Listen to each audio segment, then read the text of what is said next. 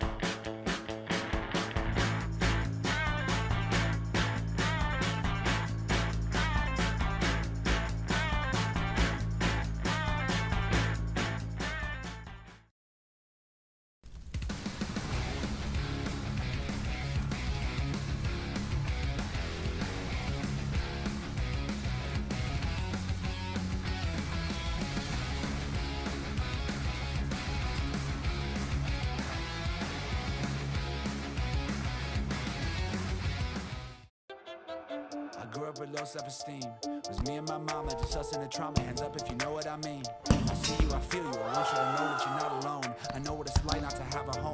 Like,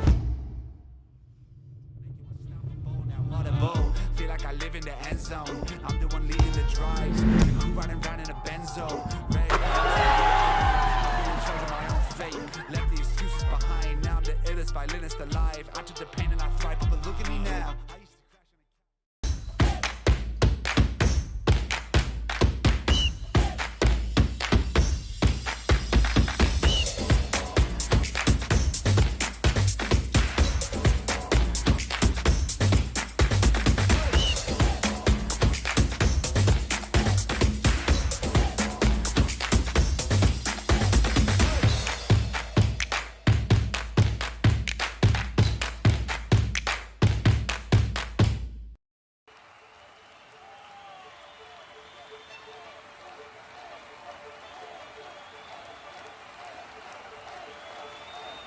A good futsal player has to be intelligent. It's the most important quality in a futsal player because in futsal play is very fast, and you have to think really fast. You don't have time, you don't have a space. They have to enjoy the game. This finally futsal or football or basketball or tennis, it's only a game, so they have to enjoy. If they don't enjoy the game, they don't improve. No, they know that we know as coaches that every day is good for improving your level, so you have to work hard every day. It's detail, it's important for improve your career. The group is the key of success. If you don't have a union group, you can win some matches, you can win some tournaments, but finally you don't win the World Cup or you don't win the European Championship. You need a strong group and everybody go in the same direction. The futsal is totally different than in Europe or in other countries. I think there are good levels here in Australia. There are good players, so they have to work hard. And maybe in the future Australia is in the top.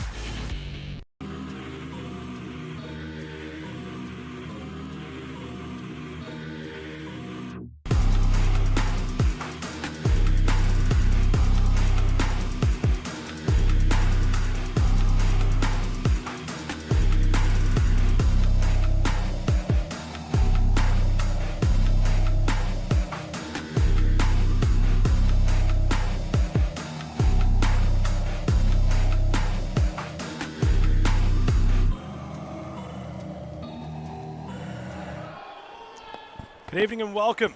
It's at that time again, men's series futsal. Victoria, we're already off to a fire start. Can't get any quicker than that. Matthias Asumsau opens the scoring right as I've had a glance upon the arena. My name's Adam Palombi. Welcome to tonight's first instalment where Pascoe Vale take on the Altona Knights in a clash where if those in white can win, will mathematically be safe from the threat of relegation in that automatic position which currently is held by Weston City, who close out the show against Moreland at 9:30.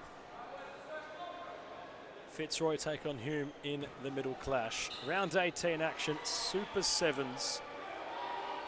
Relegation battle, the real forefront of mind as to what's occurring, given that Fitzroy are well and truly at the top of the summit. In a quick moment, we'll look to provide the team sheets. As meanwhile, it's Bezardpour being busy on defensive duties. He had really no other task to do, considering all the Knights are locked inside their defensive half. Alison Lima's had a decent spell at the back end of this season. Wasn't too far away from perhaps finding a second for Pascoe Vale. Altona still without the force with Frano Saric. It assumes succumbing to injury. Of course, when he has played, Altona have looked like a whole different machine.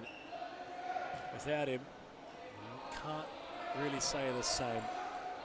For the Knights, Daravong Virupong is the goalkeeper. Seb Locke on court with Thomas Natoli, Berard Bezardpour and Sinan Gulak. Rasticic is on the bench. There's the Raging Bull. Comes across to the opposing touchline. Pascoe Vale with a couple of youth players that have been called up into the men's senior team. Simeo, one of those. He's currently on the bench with his bib on. Elder Silva accompanying him. Arsene Lieber, Jakob Jimenez, Sean Arn, Matthias Asumsal all on court with Jarvis Jin in goal. Albion Chachi. No Aiden. Shaw is both the second choice keeper and coach, as Sinan Gulak could not have gotten any closer. It was Altona's first break. At the other end, Asumsal couldn't gather his feet. Jimenez somehow gets a corner. Natoli had to, thought as if it was going to be a corner for Pascoe Vale, but the fact is going the other way is Asumsal. Pascoe Vale trying to respond quickly. They nearly were put on level terms by Gulak. Aiden Chachi is in attendance. He's perhaps just having a watch of tonight's game as Bezardpour. Lock back to Berard Bezardpour. Gulak off the post again. He's hit that same frame of the goal twice in a matter of moments.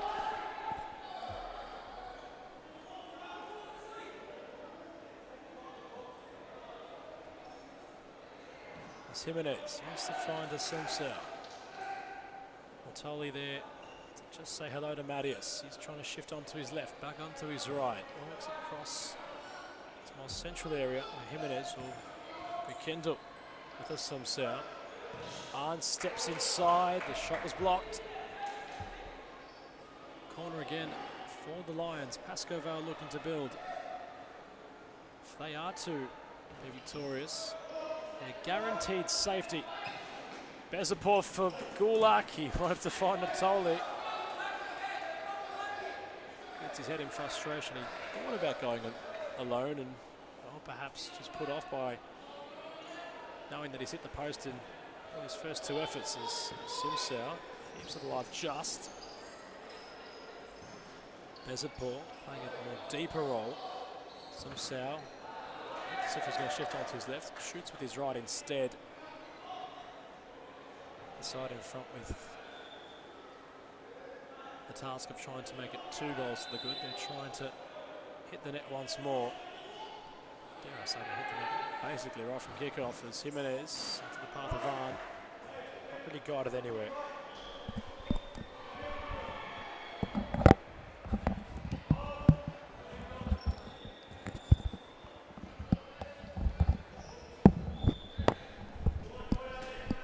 Bezardpour received it from Natoli, gets it back, the freight train.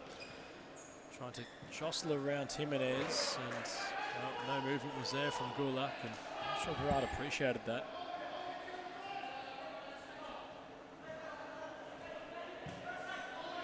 Back to Matthias Asumsal. Trying to thread the needle. Altona just holding a high press. Rasticic takes to court.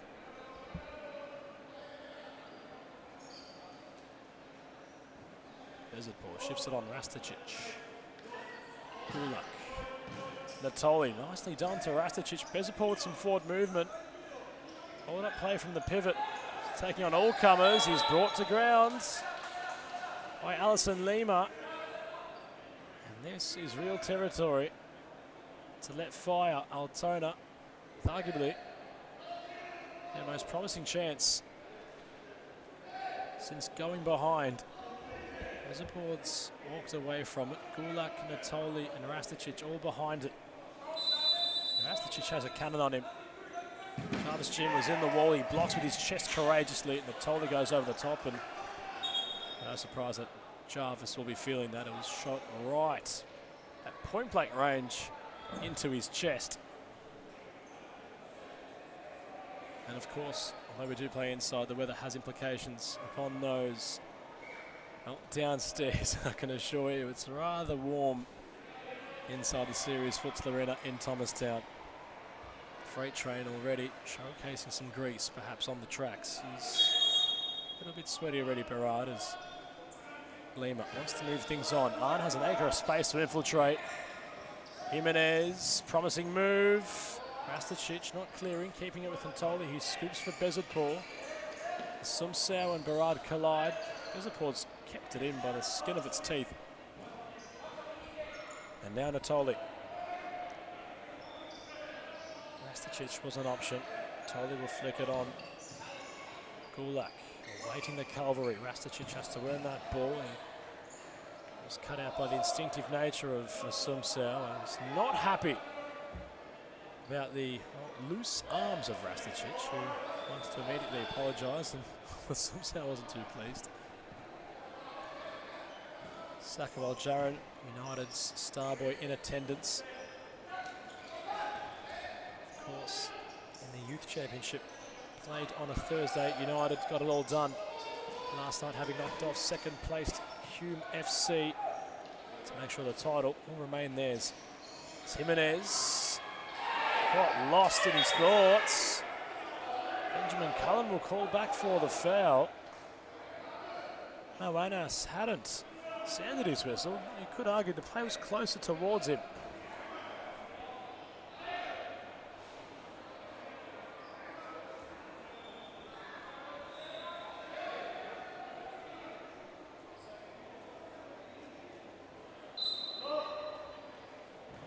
No United to be featured in round 18. They're going to enjoy the bye. I'm sure they're watching the movements of Pascoe Vale, who just sit on top of them on the table. Rasticic, it's a loose ball, not acknowledged by anybody. What it really could have been. Lima. A lot of height with the new Pascoe Vale player on court. As a Sumsau. Provocative pass for Aren. He's controlled it with his chest. It's almost like a shot. Crashing off of Vale. Done well to control. Rasticic. Here's the magician Yanni Apira. Same man on the flank for Altona, trying to lunge to keep it in. Actuality couldn't do so. Sumsau, Lima. Understanding between them two. Aren. Back from Matis Sumsau, who'll take it on. Flashbang for the keeper, who had to react promptly. Moved on to Rasticic. Jarvis Jim was just cat-like across his goal line. It was never going to infiltrate the back of the net. Yelda Silva. Sometimes the number 9, other times the number 5. Wanted Sumsau to go for a slide.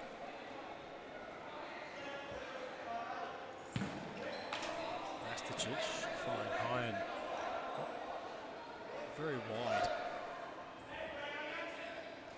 Pascoe Vale just having Altona at an arm's length at the moment. Well, considered the Knights haven't really had that firepower this season. In contrast to the last, as that's a great shimmy. The initial shot was dispatched, and Alan Randau, who got of the way, liking his game so far. Similar stature to Western City's Daniel Souza. Got the feeling that Brandel might just possess a little bit more firepower. In possession, Lima. Altona love to sit off their opponents and drop back, meaning for a Sumsau to get a bit crafty. De Silva trying to go around Natoli. Ultimately, the big body of Thomas allows for the ball to be ushered out of play and out of danger. Nice idea for Astich from the keeper. Over the top was Daravong, who tried to play something down court. Corner for the Knights. What can they conjure up? Rushy has rushed it. Acknowledges that might have been not his best effort. Of course, if you're watching on YouTube, please leave your thoughts in the comments section. We'll have a watch of those sporadically throughout the night. Just see what's going on, what you're thinking about this game at home. Sumsau goes around Yanni Pira at the back post. Yao Silva barely had to move. It was put on a silver platter for him. And Pascoe Vale double their advantage. Matthias Sumsau, so crafty, so creative. It's almost second nature. The way in which he was able to conjure out these well-crafted assists and makes the goal almost look like the simple part, in which it was for Yao Silva. Still haven't seen the Raging Bull yet. I know Altona have need of him. Yao Silva tried to go over the top. Simiao will score, but it won't count. The whistle of Benjamin Cohen had sounded.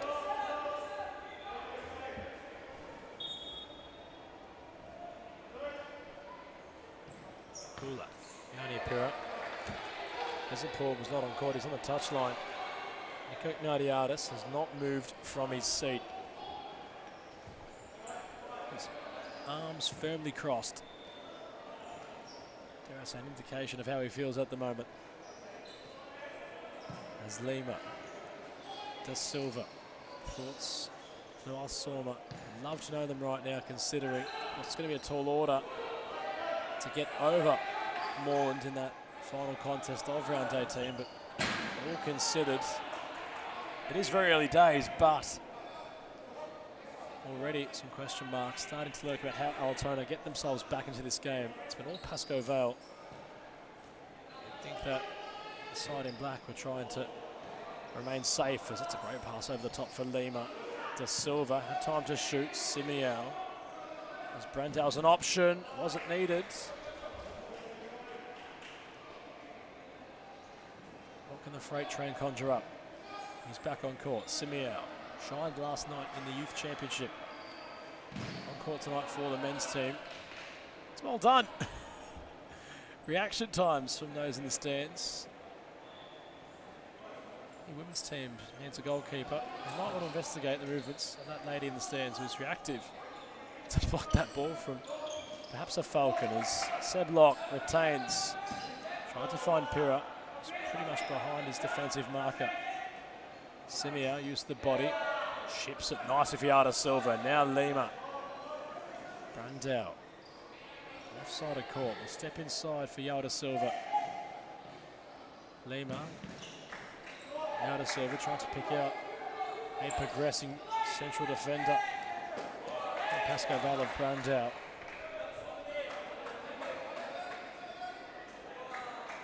No Lucas Vaz this evening. Robocop won't be shining on court.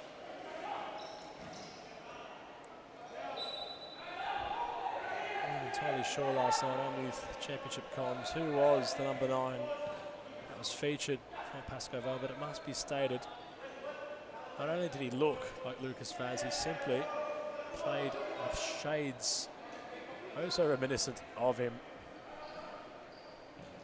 I wonder what they're brewing up, Pascoe Vale. They've, well, been loud this season, but they have been assertive in their performances. We'll have another season of top flight futsal. And Imperial Bezapur can't work it out. Altona yet again just can't seem to make it work. As much as they've locked things up recently, going forward, they're trying to solve a puzzle without all the pieces. From different box puzzles there, I say. It's just all so confusing for them. As Jimenez chips it up for Yada Silva. First time pass. Brandao. Simea gets it on broadcast side. Jimenez keeps it under his spell. Reverse pass for Brandao. To Silva, trying to unlock Brandao. He goes down. Seb Locke reckons it was minimal contact. Brandao disagrees, as does Benjamin Cullen. Raging Bull wants a card on from the bench. Assumpção, right on cue, might want to hit the brakes off the ball. Promising position this for Pascoe Vale.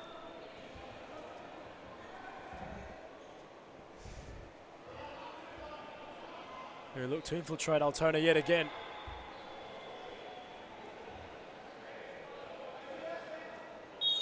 Jimenez lurking at the back post. All the Knights behind this free kick as Assumpção, it hits Seb Locke right in the moneymaker. Natoli goes for a journey. Seb Locke arrived. He went coast to coast from one technical area to the other, but he just got ahead of the ball. Perhaps still seeing stars from the Assumpção effort on goal.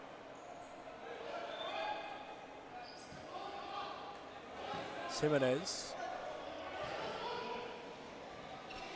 Assumpção, it's a nice save. Darvon gets across. Chip ball all the way back for Jimenez. Play's been turned over. Gulak was all by himself. Brandao gets in the way. Assumpção isolated. Awaits a Calvary. Natoli intervenes. Has got nowhere to go or no reinforcements. The flick's on for Bezapor, who's had to wind up to get there. He got there, but hadn't had the actual chance to really dispatch something promising. 18 minutes of futsal played, 5 minutes left in this opening half of round 18. We're pleasure to have your company this evening. Pascoe Vale enjoying the contest so far. 2-goal buffer. Altona still looking for a response as Rastic went round the mole, but not round the man in goal of Jarvis Gin, who's had some season for Pascoe Vale in between the sticks. It's mentioned, of course, by Tyler Lewis and not many keepers across the league that this might be one of the most,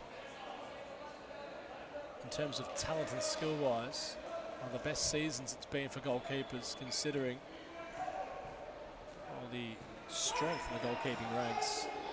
Bit of inconsistency, of course, for appearances. The likes of Joe Miller for Western City, Farrell Sarich for Altona.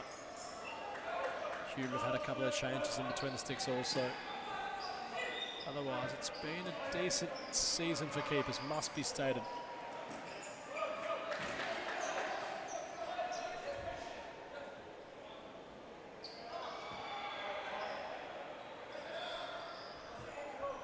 As Assumpção trying to go around Bezapor and Natoli. Tries to get some elevation on an effort, which ultimately goes over the bar. Teasing ball for Rushi. Natoli thought about winding up and he lets it go. But it'll still be his ball as major giveaway in possession from Rastic. Bezapor goes on a journey. Rushi was a little bit uncertain on what he was trying to provide. Bezapor, expression, said everything. Well, that effort on goal might just showcase his frustrations. Freight train, he's perhaps letting the heat get to him, but he's feeling the tension perhaps on court. He knows what's at stake for Nico Nadiadis and company.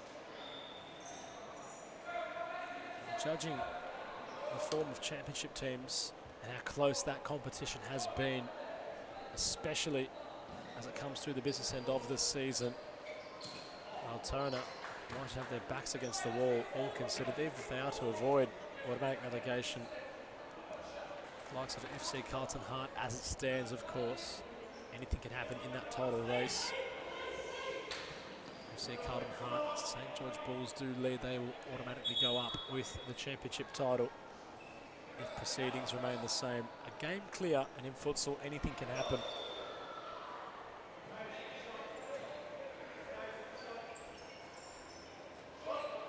Flicked on for Rasticic. Buys a corner.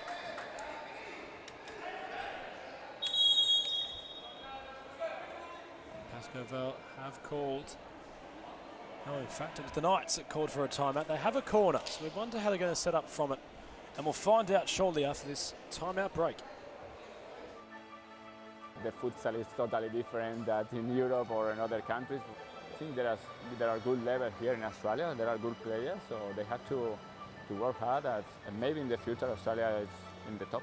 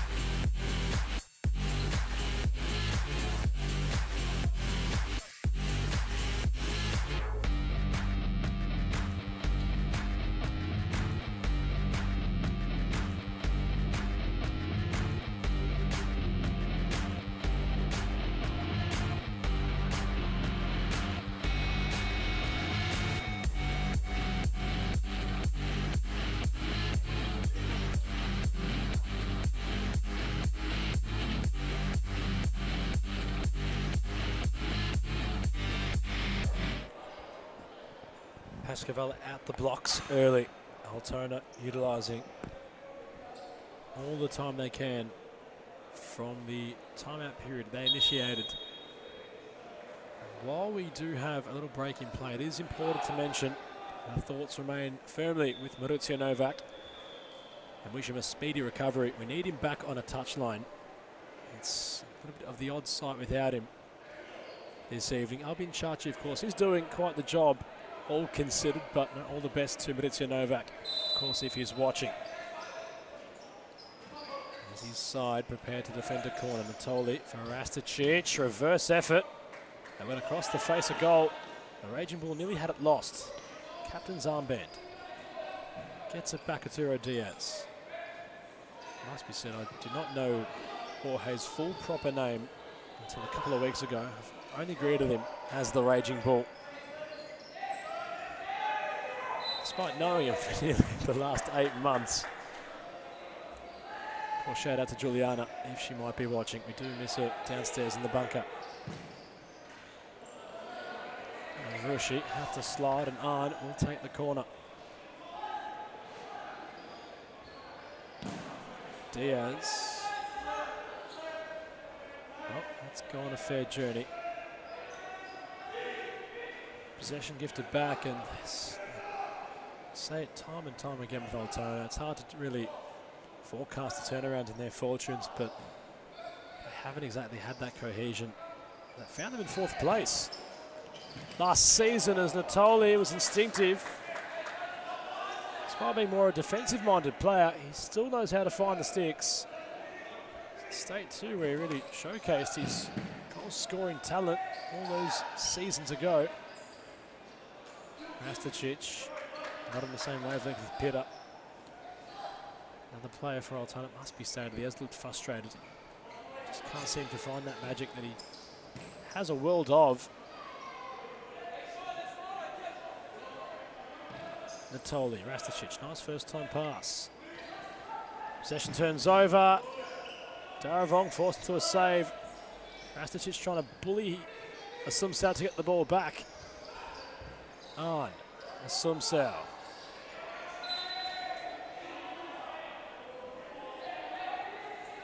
Albin Chachi having a look at the clock. There was nothing on the screen. He's called for a timeout, but Asumsao, upon return to court, will have a free kick. You'd expect he's going to try score from. We'll cross to a short timeout break.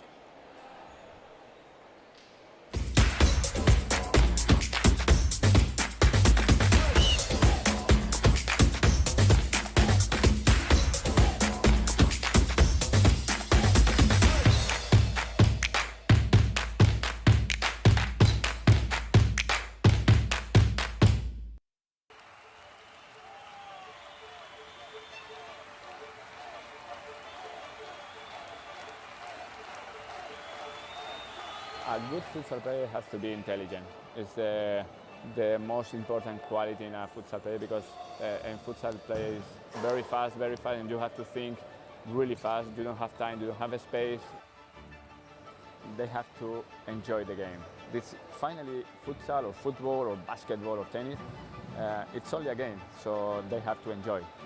If they don't enjoy the game, they don't improve. No, they know that we know as coaches that every day is good for improving your level. So you have to work hard every day. It's detail. It's important for improve your career. The group is the key of success. If you don't have a union group, you can win some matches, you can win some tournaments, but finally you don't win the World Cup or you don't win the European Championship. You need a strong group and everybody go in the same direction. The futsal. 10 seconds left of time in this first half. Brandel behind the free kick. He lets it roll for a Sumsau, takes a step inside. Rasticic with a big block. That was needed. Pascoe Vale tried to take this on quickly. Sumsau not around Rasticic, and it might just all get a bit ugly here. Rasticic and a Sumsau. It was Matthias who's being frustrated by Rasticic, and ultimately Sumsau just gave him a bit of a nudge. And Nico Nardiadis, it set him in a frenzy. He had a shove to a Sumsau. Pascoe Vale continuing with their heel persona deep in the season. Aiden Chachi from the stands is having a chat. Brad Bezatpour trying to play peacemaker. And how nicely that sets us up for the second half of futsal. Of course, Altona are trailing by 2 goals, but the fire might be lit under their belly. Something they've needed for some time. As we cross the half-time, scores 2-0 in favour of Pascoe Vale. Let's see how this one goes upon our return.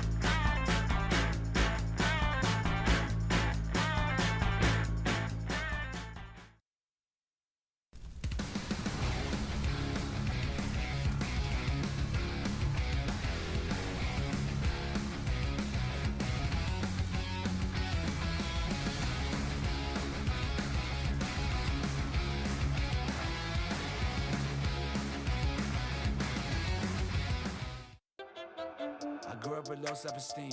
Was me and my mama, just us in the trauma. Hands up if you know what I mean. I see you, I feel you. I want you to know that you're not alone. I know what it's like not to have a home.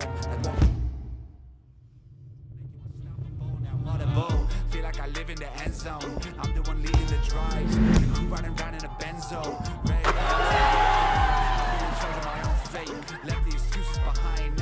illest violinist alive. I took the pain and I thrive, but look at me now. I used to crash on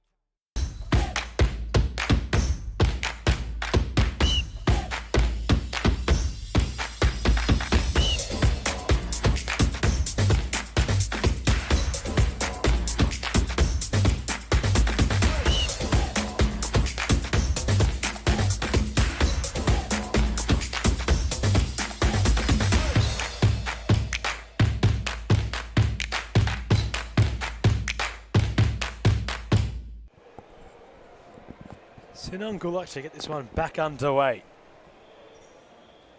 Both sides out the gate fresh and ready to go.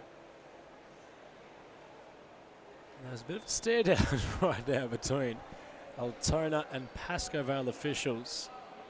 The yellow card will be awarded to Rasticic from Benjamin Cullen. Nico Nardiadis also in the book.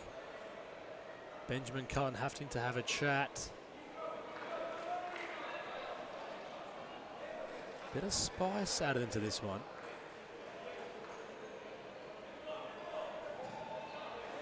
Sinan Gulak wants the game to start. Matis Asumsau, he feels it will also go into the book. Benjamin Cohen is jostling across.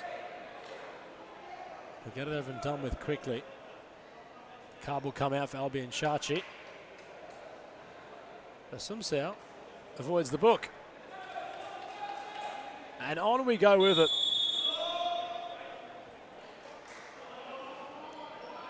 Gerard Bezaport, must be said at half-time, was basically turned manager. Upa Dupa's on display. They've come out to play early. He had a lot to say. He steps inside, trying to get more incisive, more direct. That has to be, you'd assume, the player from Altona. The Knights have it all in their arsenal. They're a proven, established outfit. They're no strangers, of course, to serious futsal. They're no strangers. They'd want to be from brilliant moves like that right from the off yet again from Pascoe Vale. Simiao, he did it last night in the Youth Championship. Does it tonight on the Men's Series Arena Court. And just as we're about to perhaps put a spotlight on the Knights in a positive frame, it's Pascoe Vale who almost pedestrian-like. Go that one step further, and with Simiao and some fluent forward movement, put themselves in front by a further goal. 3 goals they lead by. Seblock can't even find a teammate that's standing still. Altona, we need to work this out. Weston City, of course, have had a few games in recent weeks just go against their favour, but it's all got to be considered. If they had found wins in that time, judging by form and how both sides have really fared, there's a firm argument that just puts City in a more competitive light despite losing. Siani Pera with Simiao. Pera wanted the foul, won't get it.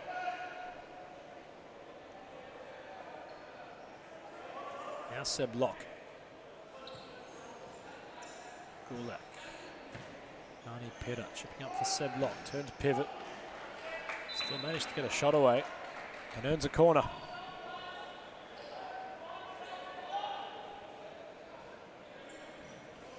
Seb Locke at the near post arrived. Already thought about his forward run, and in doing so, the ball became secondary.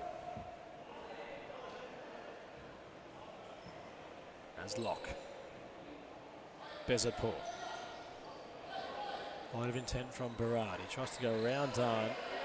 Gives away possession. Hassan Lima. No look pass. With Brandel. And Simiao. Just conductor for the meantime. Lima. Brandel. Nice move from Pascoe Vale. Simiao to back post front to try find. Couldn't be acknowledged. Brandel steps ahead. Arn finds Simiao. Ball roll. Great save by the keeper. Nicely read by Daravong. Brandel all on his own. Backheel to Simiao. Pascoe Vale queuing up. Lima is there. It's palmed away. Seb Locke had to block. Forward movement from Pascoe Vale, ever so pristine. Yanni Pira had nowhere to go. He was all on his own. He wanted the forward reinforcements there with him. Acrobatic and diving to make the save, the man in blue. Darravong gets across. And all considered, cast your mind back to last week in the performance. Well, starting keeper for Altona, who's currently next to Nick Ognadiadis. Thereupon, perhaps a real pledge of confidence installed into him by Nick Ognadiadis when Mario Bosniak was rather impressive last week,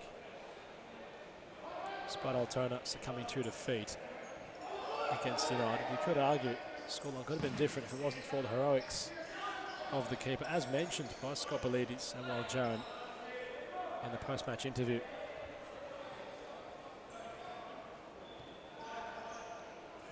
There's Brandel. Lima awaits the cavalry. Brandel. Tolly not too pleased. It's bounced right off him.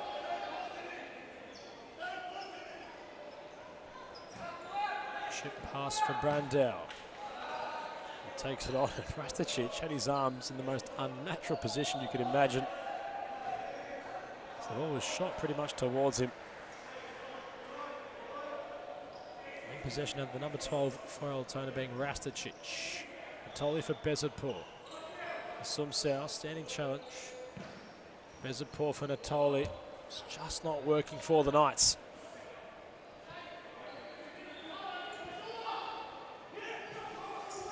And one-on-one with Gulak. The cavalry is there with Lima. Rasticic blocks with his head. Gulak stepping inside, twisting and turning. He's the big man who plunges Jarvis Gin. It's the cold water to make a save.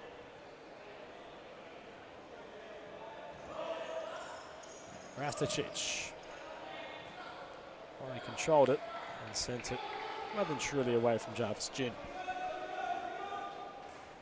6 minutes played so far. Pascoe Vale restoring order. But Altona starting with real intent. Showcased by Bezadpour. 3-goal lead is Lima. Dancing with Natoli. Sumsau finds Aren. Tries to go around lock. Sumsau out wide is acknowledged. Natoli goes in. Gets the ball back as Nick Ognadiadis standing his ground. Laser beams. Matthias Sumsau. Yada Silva went low with the effort. Darravong not too bothered. And claims comfortably. Rasticic. Finds Rushi. Steps inside. Seblock is there to place it. Doesn't do much with it. In all reality, as a Sumsau through the gates. Squares it up for Yada Silva. And upon the second time of asking, will find the net. Jarvis Gin runs across to acknowledge the provider yet again of Matthias Sumsau. Similar to a goal they scored at the opposite end. And Altona are now 4 goals behind.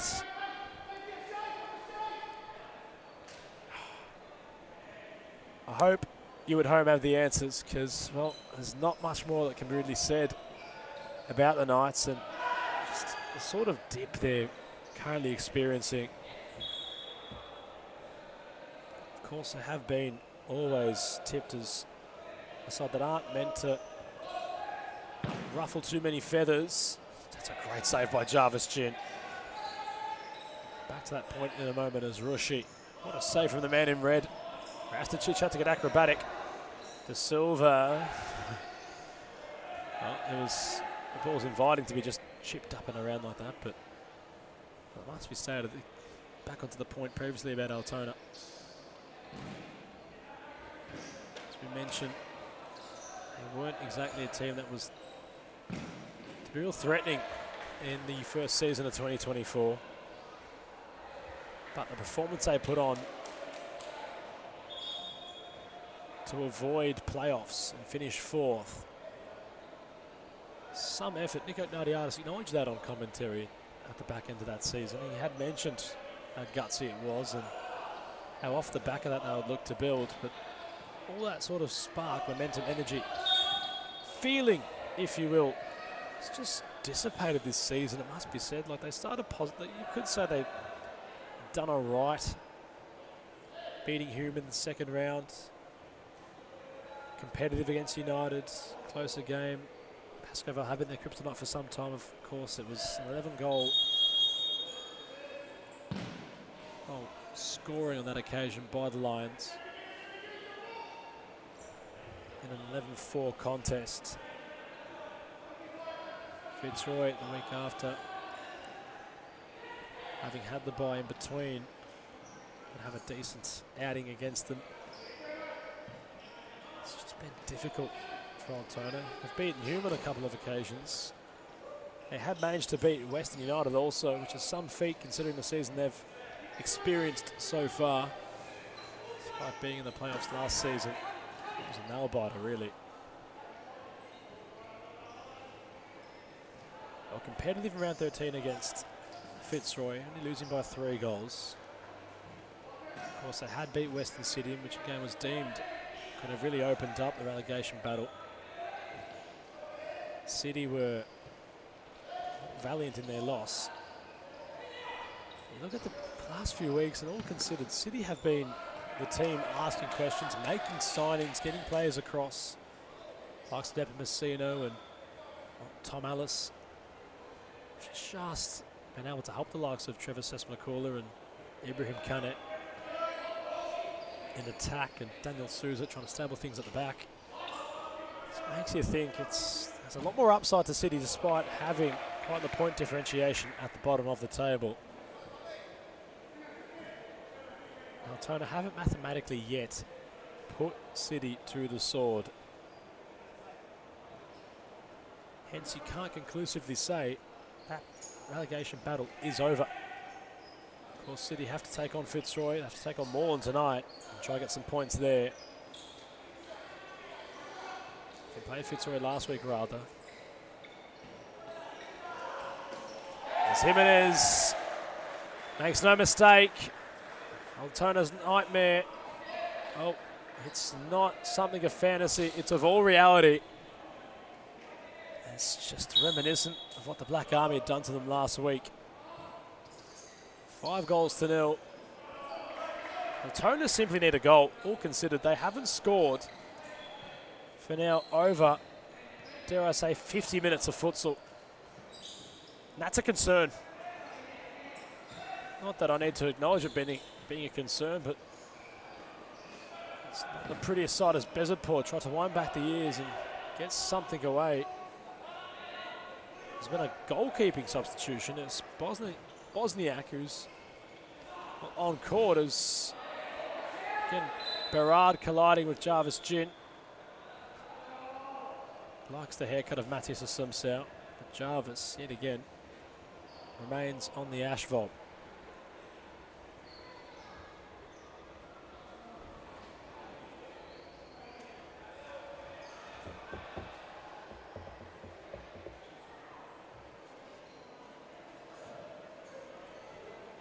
Ortiz official.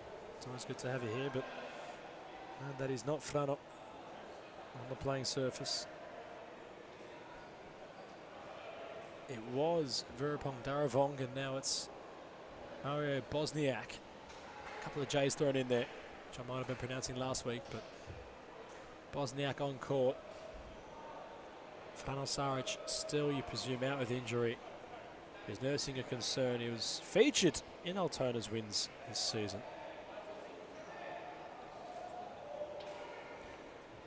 Have a quick ponder in this little stoppage of our next contest. It's where Fitzroy take on Hume. Investigative journalism conducted by yours truly. I'll hypothesise that Ubidi Chichek, the talisman of Motanka's Hume FC, may not be in attendance this evening for undisclosed reasons.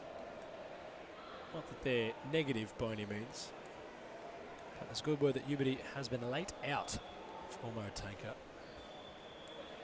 when you're up against the big boys of Fitzroy, you feel as if it's, well, your back's already against the wall, no matter who's playing them. To have any glimmer of hope, you have to have the best players available to you on court. Must be said though, Hume, if my information serves me correctly, are perhaps the last team to have beaten Fitzroy on a series of futsal men's league contest. We'll get to those predictions in a short moment as Jarvis Chin needs Albin Chachi and Alison Lima to help him off court. We hope Jarvis is okay. Turo Diaz has his fly goalkeeper kit on. Well, Pascoe Vale winning 5-0. Why do you need to bring on the fifth man? Perhaps Turo Diaz will want to remain in the sticks, but you'd assume Albin Chachi might get involved. He's perhaps too busy trying to play nurse with Jarvis Jr. Can't put any weight on his right leg. That's concerning. We hope Jarvis is okay and it's nothing too serious. So Diaz the goalkeeper. Let's see how Pascoe Vale make this work. It's very intelligent from Lima. Keeps possession away from Altona with Pascoe Vale. They got the smarts, don't they, Pascoe Vale? They just seem to have the players that know court like the back of their hand. They might not be the strongest, most physically imposing, but when it comes to smarts and skill, they've seen futsal for some time. Fitzroy against Hume, the prediction, well, I think the writing's already on the wall. I mean, I'd love to see Hume repeat what they'd done 4 seasons ago. It was defeat Fitzroy, who are allergic to losing in the men's league. Of course, I'll have to tip the champions as Bosniak's a long way from home. It deflects off the back of Yalda Silva. Don't even think he was expecting to score.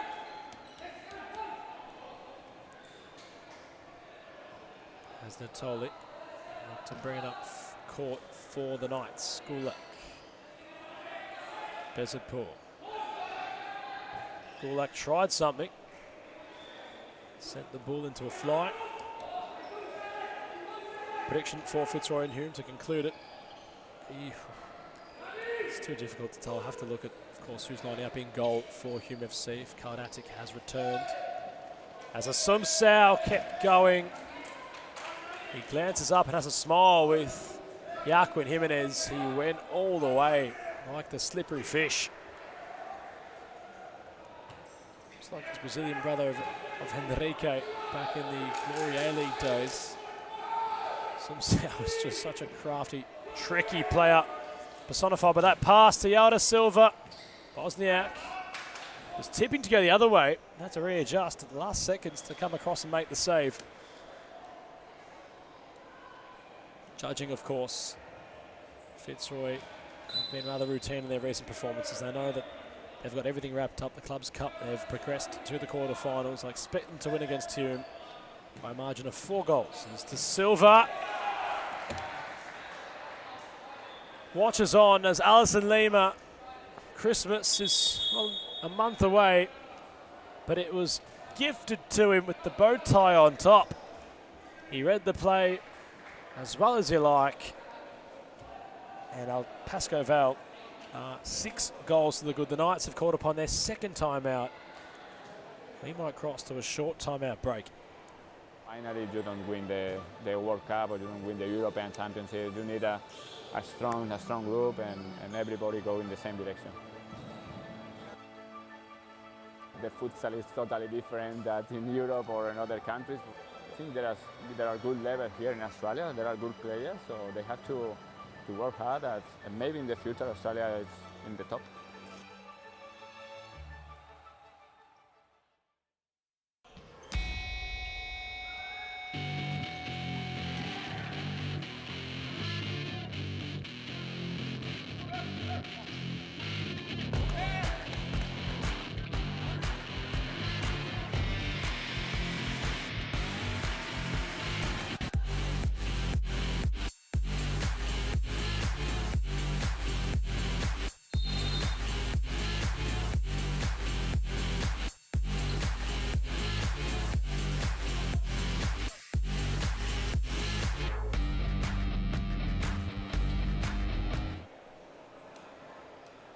Shout out, of course, to Christian Peluso.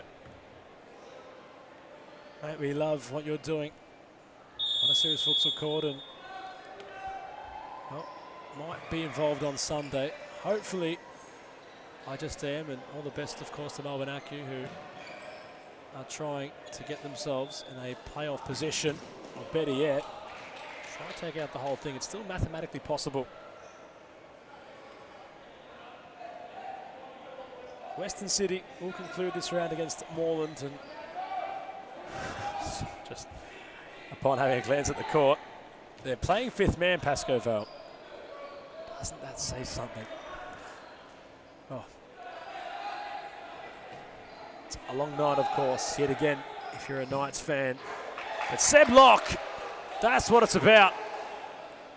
Nico Nadiadis barking at his players to get the ball. The Raging Bull nowhere near it. And finally, the deadlock has ultimately been lifted for Altona. It had been 55 minutes of futsal where they had not scored. And Seb Locke, of all people, has unravelled that awful stat with a fine finish. How can this bring them to life? No Jarvis Gin. If there's a time for the Knights to really go for it, it'd have to be now, you feel. Jimenez takes over. Under no real duress. Bezapor came across. Flicked on for Lima. Jimenez around him. Great movement. From the man with the buzz cut. Cross-court pass to Simiao. Can't go around Berard Bezapor, who's trying to bully his way. And, well, just showcases how Berard's feeling tonight. He's basically two-footed Simiao. But for City and Moreland, I think City will give it a red-hot go, but the Blues will, as they always do, get the job done. It, of course, depends how Moreland are feeling this evening. Full expectation, of course, that they'll give the Clubs Cup their full attention. Whether the likes of Robson D'Souza will return for that competition, time will tell. It's a D-man decision, but all considered. They were close this year, but no cigar once more. We'll have to rekindle in the first season of 2025. Just think back to that previous game against the Tigers. How close it was. Locke has an open goal. Yanni Pitter can't miss. How have the Knights messed that up? At the other end was a Sumsau crashing. Tried to go around Bezapor. There was an open goal, gents. Seb Locke could have had a double. Bezapor and a Sumsau coming together. Berard's not happy. He went right for a Sumsau, who retreated almost like a cartoon character. Yellow card for Matthias. He acknowledges it from Moanas. Bezapor in the book. Never seen the freight train ignite and depart that quickly from the station. It's all smiles. I don't think Berard perhaps was going to do anything with Matthias. Of course, they've had previous relations on a futsal court. Albion Chachi has been sent his marching orders. Dicko Nadiadis can't believe what he's seeing. Chachis, of course, are outspoken. Aiden watching on in the stands. Benjamin Cullen copping a mouthful as Albion's been sent for a march.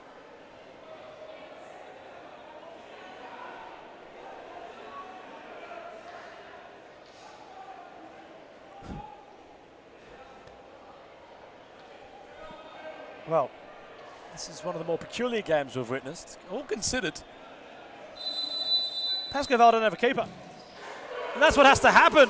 The Knights simply have to realise Jarvis Gin, one of the league's most prominent keepers, is not in between the sticks. Not a discredit, of course, to the Raging Bull. He's not a keeper. Altona, start shooting. Like Danny DeVito. So I basically started shooting. It's what you got to do, boys. As Simiao tries to regain order. Now Jimenez. Yanni Pira has to keep an eye, an attentive eye, on his counterpart opposite number of Lima as Natoli at the other end. Flirts getting the shot away. Locke gets it away. Bounces off Simeao. Bezapor. Jimenez wants to infiltrate upon his flank. Takes the sting out of it. Habin Chachi joining his brother in the stands. It's Jimenez. Can't go around Bosniak. Yanni Pirat, well done. We need more of that from the magician. Bezapor tried it. The movement was fluent. Yanni Pirat will not get to it. Zrasticic takes the freight train's place. We are in stoppage time. 5 minutes of futsal left. And then Joe Akon on ACU international duties would usually say this is where the game can go for a prolonged period. It's, although 5 minutes, quote unquote, is a 5 to 10 time period as considered by Joe Akon. And he's not exactly wrong, but the clock hasn't stopped. What's occurring there is Brandau tried to sit down the magician. Anatoly. Altona have to score and be perfect from here if they're a chance of pulling off a miracle heist. Trying to steal the 3 points. There's Jimenez. Pascoe Vale happy to just kill the game off. Clock's in their favour, scores heavily on their favour. But Aren is, well, out of real estate. Yanni Pira, Rasticic, it's more like it. Scrambling was Jorge Arturo Diaz.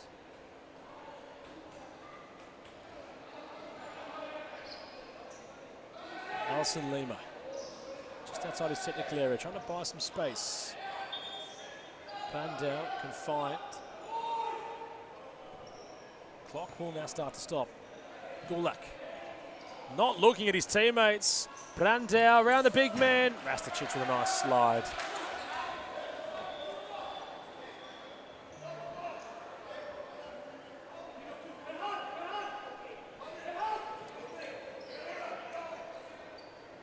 Arn's cross. Jimenez arrived.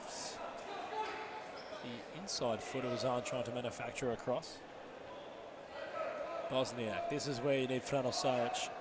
It's a tall order to live up to, but you need the 5th man if you're the Knights. You have to roll the dice as much as you can. There's no point playing possession ball. You need to test the raging ball. It's Gulak. Firm drop off from the Lions. Great diversion. Not sure if that was intended by Bezapor. Gulak on his right, can't find space. Rasticic can, and that's where the ball went to.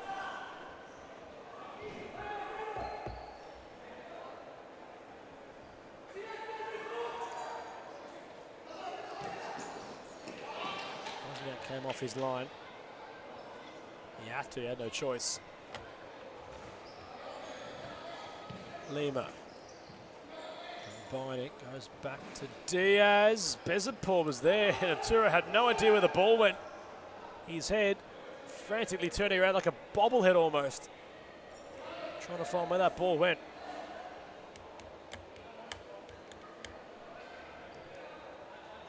Bezapor has it short. Broadcast side, worked back to Natoli. There's the 5th man, Bosniak. Well, Bosniak rather was acting like it, and still is paid away by the raging bull. Bosniak just gesturing to Nico Didiatis. He wants a more attacking, perhaps minded player in his goalkeeper position to be that 5th man. Bosniak in possession, trying to thread the needle. Lima, such an intelligent player. And making Altona look too predictable. And off they go with the 5th man. Bosniak in possession. And Natoli can't use him.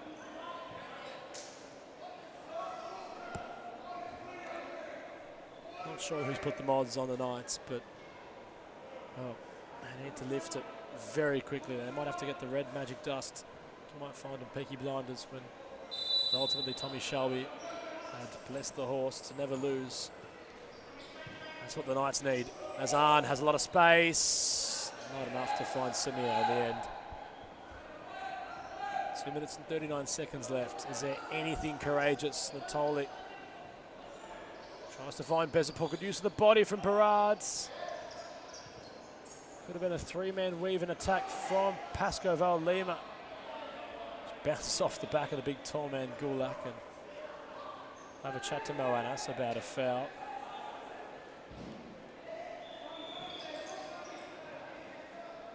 Simiao can't control. Simsao back on court. Bosniak. Time a real factor. Bezapor with a Simsao. Can't unlock Gulak. Bezapor's there. He's running the way on Anatoli. There's such a lack of harmony with the Knights. I'd love to tell a different story, but I simply can't. Bosniak, ball roll. Off he goes. Gulak and Bosniak coming together, but you can't use the keeper.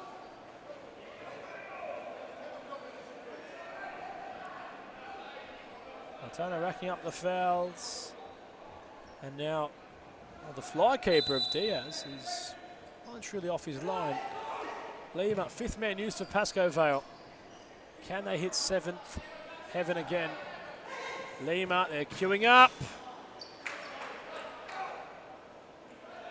Aren gets his shot away, and the post is kryptonite. Gulak for Bezapor, back to Gulak. Bezapor's there. It hasn't gone in. Diaz wanted to keep going. Barrads was going for the ball and ends up kicking the raging bull. That's 5 fouls. The Knights, it's gone from what's worse than worse. The engine on the plane is out of fuel and it's stalling rapidly. Perhaps fortunate are Altona, of course, of City's remaining fixtures and their poor start to the season. Dare I say, if they turn their fortunes around sooner, it could be a lot different. Rasticic placed down. Asumsao kept going. Simiao, they flirted. They had all the time in the world, Pascoe Vale. But ultimately didn't know who wanted to finish. As Tolly, that's well done. And that's unlucky, Thomas. That's more like it.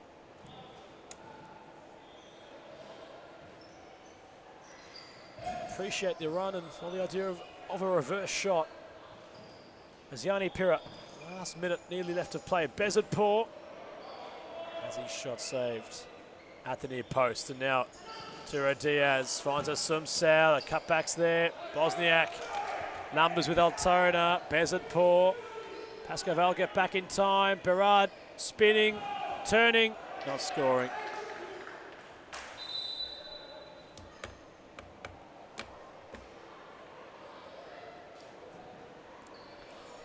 Not sure if they can do that. From Gnome's official. Potentially they, well, have had their moments. Another two true tenets of serious futsal. One side firmly on the up, the other. It's really hard to forecast where things go for Altona as Diaz palms it away. Now Lima. Runs out the back post. Simiao. Bosniak does well.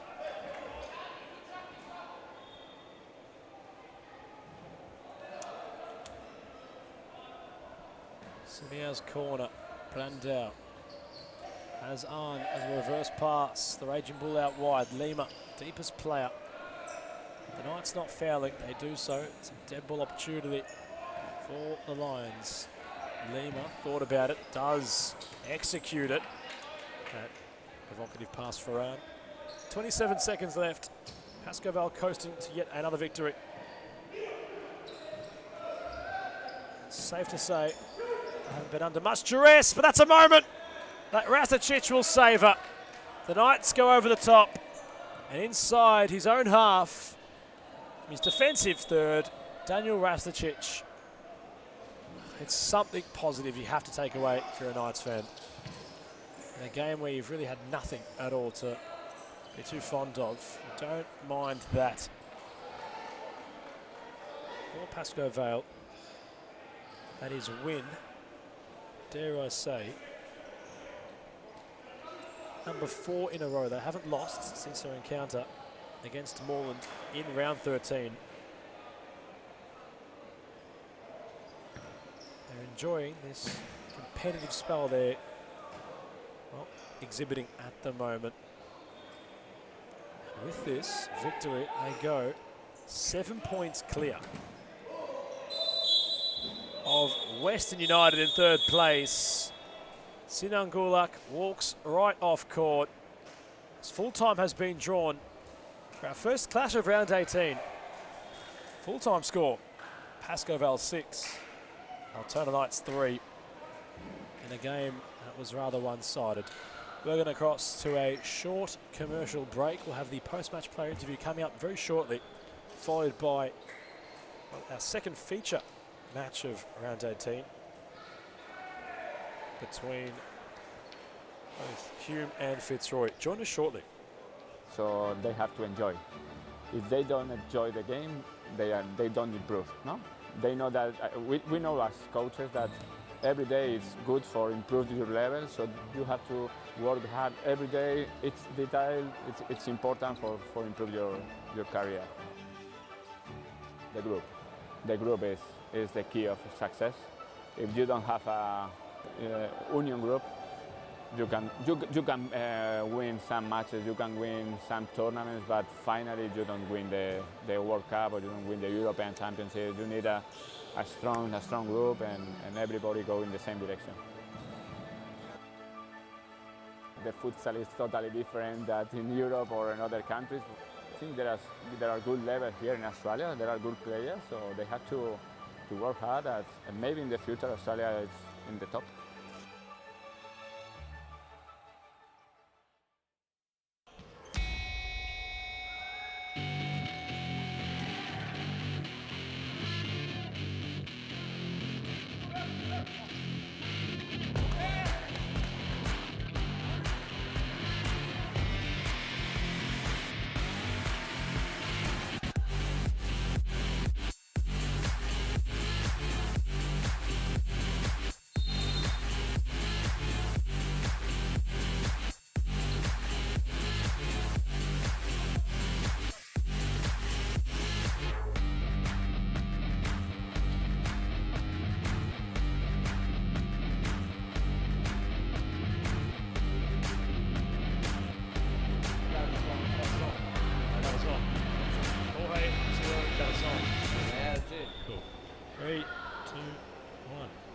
We're joined by Jorge Arturo Garzon for Pascoe Vale. Tell us, the Raging Bull, how'd you witness that game? It was. We always know that against Altona, against every team is going to be challenging. But same as we say every week, like we're taking every game now as we go.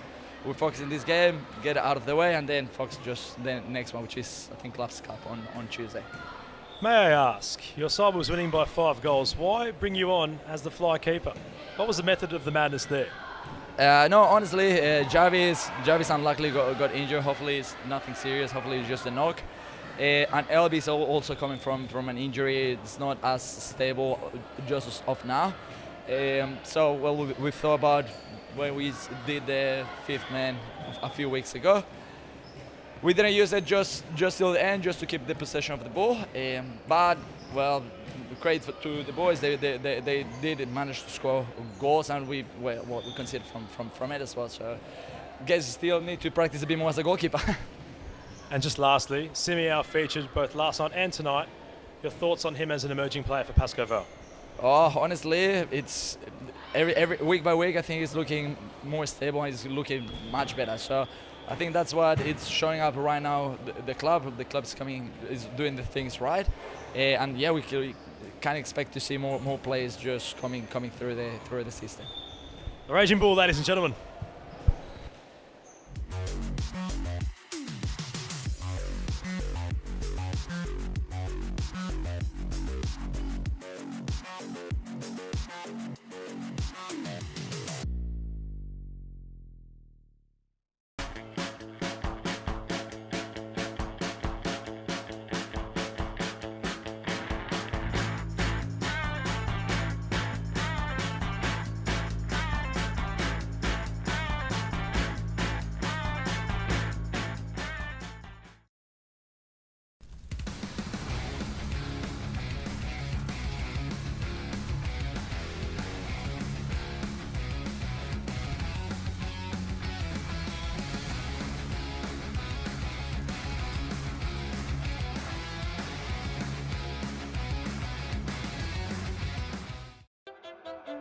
grew up with low self-esteem. Was me and my mama, just us in the trauma. Hands up if you know what I mean. I see you, I feel you. I want you to know that you're not alone. I know what it's like not to have a home. Feel like I live in the end zone. I'm the one leading the drives. The crew riding round in a Benzo. Red I'll be in charge of my own fate. Left the excuses behind. Now I'm the illest violinist alive. I took the pain and I thrive, but look at me now.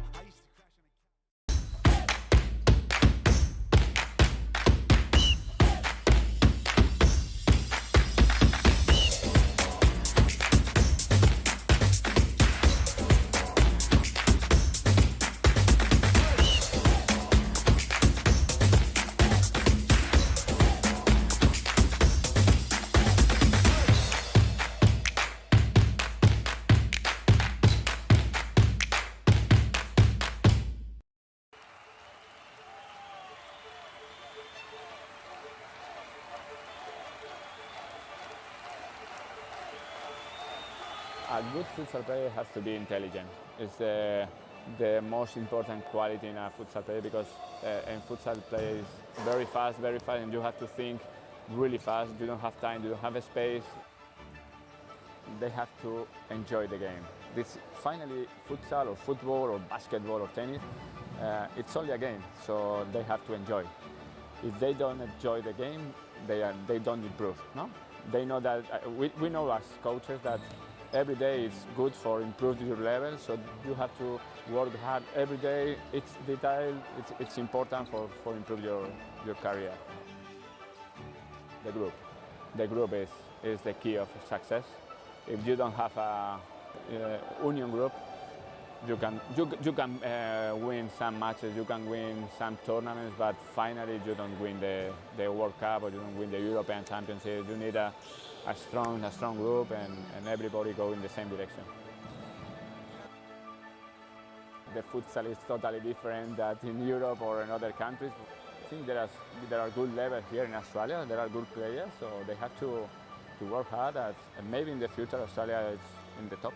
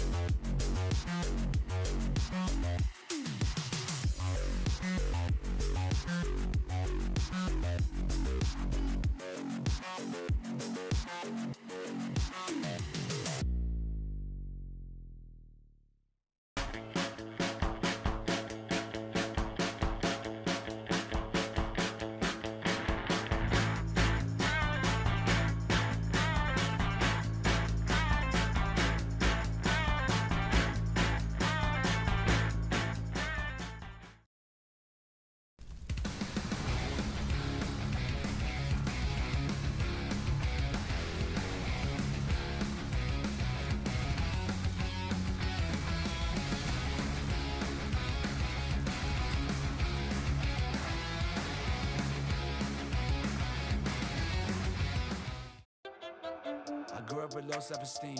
Was me and my mama, just us in the trauma. Hands up if you know what I mean. I see you, I feel you. I want you to know that you're not alone. I know what it's like not to have a home. Like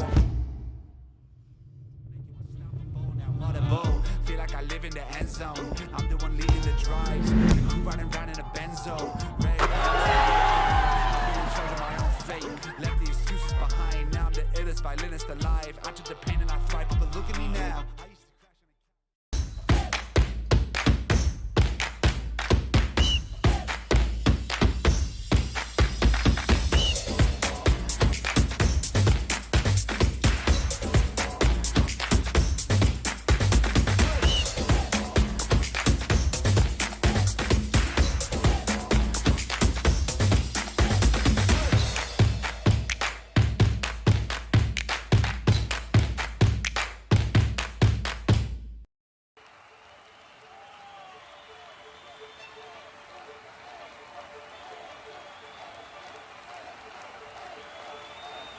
A good futsal player has to be intelligent. It's the most important quality in a futsal player because in futsal play is very fast, and you have to think really fast. You don't have time, you don't have a space. They have to enjoy the game. This finally futsal or football or basketball or tennis, it's only a game, so they have to enjoy. If they don't enjoy the game, they don't improve. No, they know that we know as coaches that every day is good for improving your level, so you have to work hard every day. It's detail, it's important for improve your career. The group is the key of success. If you don't have a union group, you can win some matches, you can win some tournaments, but finally you don't win the World Cup or you don't win the European Championship. You need a strong group and everybody go in the same direction. The futsal is totally different than in Europe or in other countries. I think there are good levels here in Australia. There are good players, so they have to work hard and maybe in the future Australia is in the top.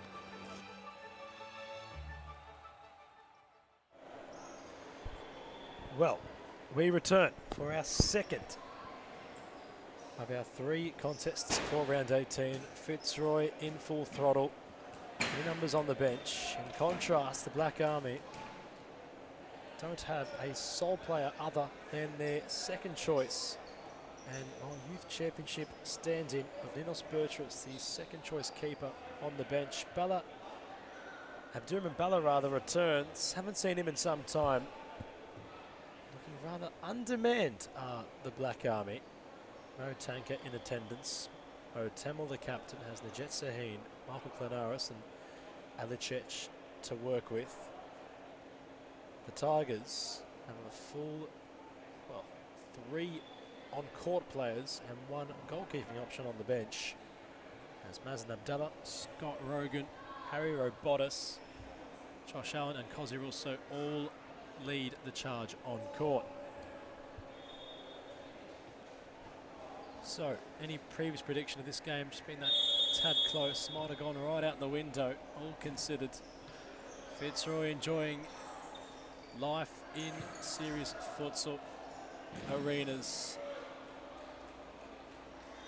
Were valiant against Melbourne Accu on Tuesday night in their Clubs Cup quest, something that's eluded them for some time. We might just have serious futsal men's competition wrapped up for yet another campaign. As Abdallah finds Scott Rogan. Cross court to Josh Allen. Russo trying to fire a shot. Klanaris in the way. Kevin Lamb, Seb Wicket, and Ryan Chu. 3 substitutes as Rogan takes over. Flash trying to get involved very early. Robotis was involved heavily on Tuesday night. Corey Swool was there, and Corey was scoring blinders. Not featuring tonight. Jimmy Surface and Gabriel Zabayos, as always, on their touchline as Rogan tried to go his left incisive post. Of course, leave your predictions in the comments which way this one could go. The league basically is all wrapped up. Fitzroy closing in on yet again another title. Moreland, well, rather perfect until that one blemish. It's all it takes, really, at the hands of Weston United to, upon that contest, look like the real deal. And well in form, that's, dare I say, they're accustomed to.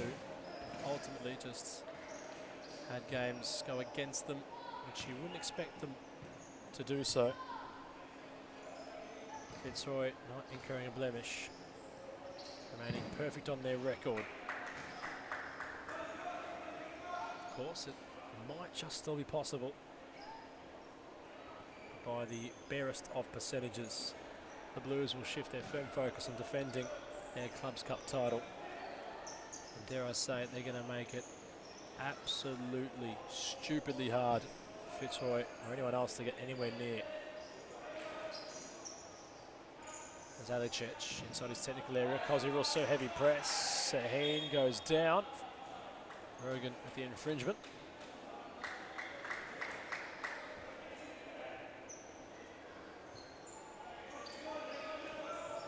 So there might be a late guest appearance from Liberty Chicha. That could potentially happen, but by late it will be literally maybe the last kick of the game late. That depends if he arrives. Otherwise, Hume remain heavily on demand as Bella off his line. Clears, gifts it right back to Abdallah. He restarts the move for Fitzroy. Robotis moves it across. Russo. Stepping inside, Josh Allen. Like the lizard, he's got his tongue out. Takes his time. Balla closes the angle. Benares happy to clear. Jimmy Sufis in recent weeks has been donning one of the Fitzroy fluorescent yellow shirts. He actually made a cameo appearance just 2 weeks ago now. Tonight, though, all business. He has the polo and, well, very tight, might be leggings, but very tight trackies on. How tight, you almost thought they were leggings. But safe to say he will not be on a court playing tonight. That one touch he had in recent week, or when he had appeared, he nearly got an assist. Gavin-Ceballos is just getting heavily into Kevin Lamb on the bench. Perhaps the next move.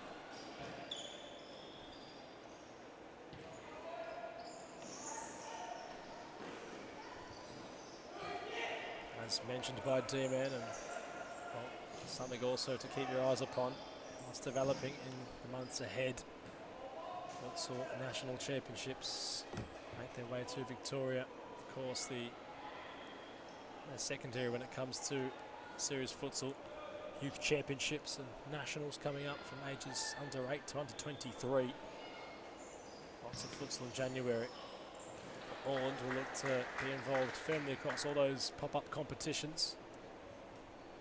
Always trying to keep their firm stance on futsal, both in Victoria, Australia, and dare I say Asia. Black Steel custodians of Evan Salmilena, Wendy Brynick. They're both heavily involved in the ASEAN Championships, and Indonesia had won. Wendy Brynick might have just been player of the whole campaign. Salmilena had scored against the Futsalroos in their group outing at the start of the month. Hope to see them back here one day. It was so exciting to have them here when they arrived. There's Josh Allen, cross court to Scott Rogan. Fitzroy in no hurry as Russo. It's not like the sniper. And Kevin Lamb is ready to run wild. Gavin-Ceballos was having quite the chat. It felt as if it was at the doctor's office and the receptionist was just having a chat. the amount of instructions that was given by Ceballos to Lamb. Perhaps fitting of that description. Not sure if it's completely correct. There's Rogan with Alicech. Hamza Chandab has added to Hume's cavalry.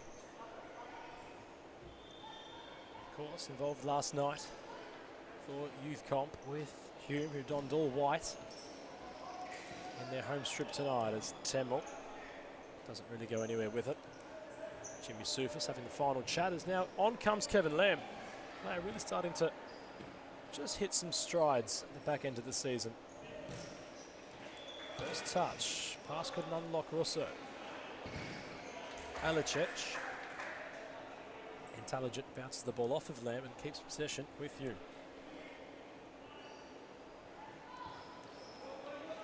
In terms of quality, when the likes of Samuel Lamos, Wendy Brynick and Evan Summerlin had entered on court, it was we're definitely witnessing some of the best that not just Asia but the world has to provide. It's funny to think that while here in Thomastown that they might have been here.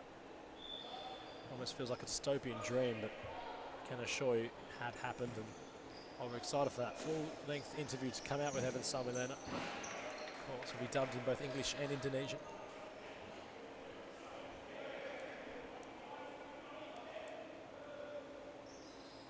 Given having heard it back and watched it in post-edit, although spoken in Indonesian, D-Man was there translating, which was very helpful in getting it done.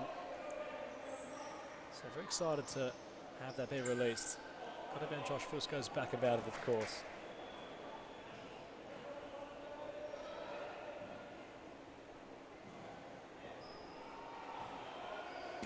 As Russo works it with Rogan. Now Kevin Lamb wants to go on a journey. Chipping pass, Bala, nice read, Alicech.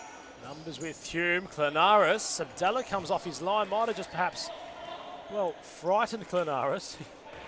The way Abdallah lurked, it was like he's about to land an RKO.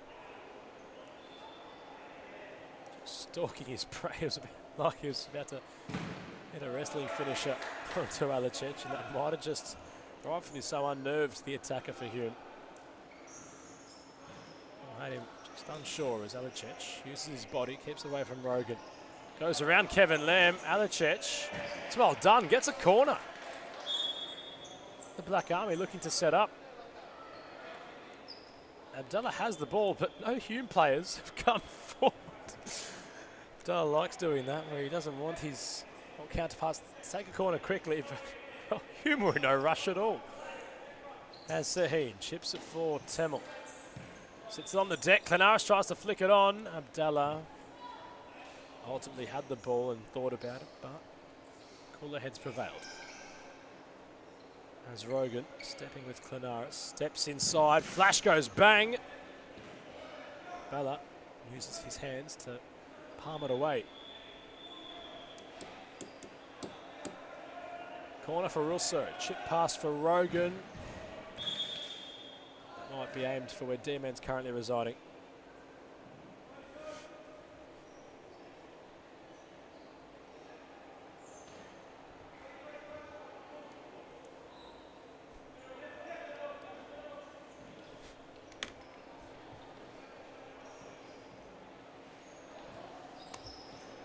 Alicech moves it on for Temel. Trying to go around Kevin Lamb. There's Scott Rogan involved on broadcast side. Kevin Lamb going, angle got tight. Bala had to get low. It fell for Russo.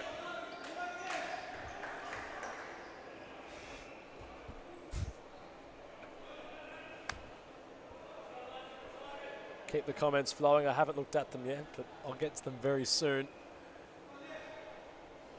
Whoever you may be watching, hope you're enjoying tonight's proceedings so far. The first game, must be acknowledged, it wasn't the prettiest encounter.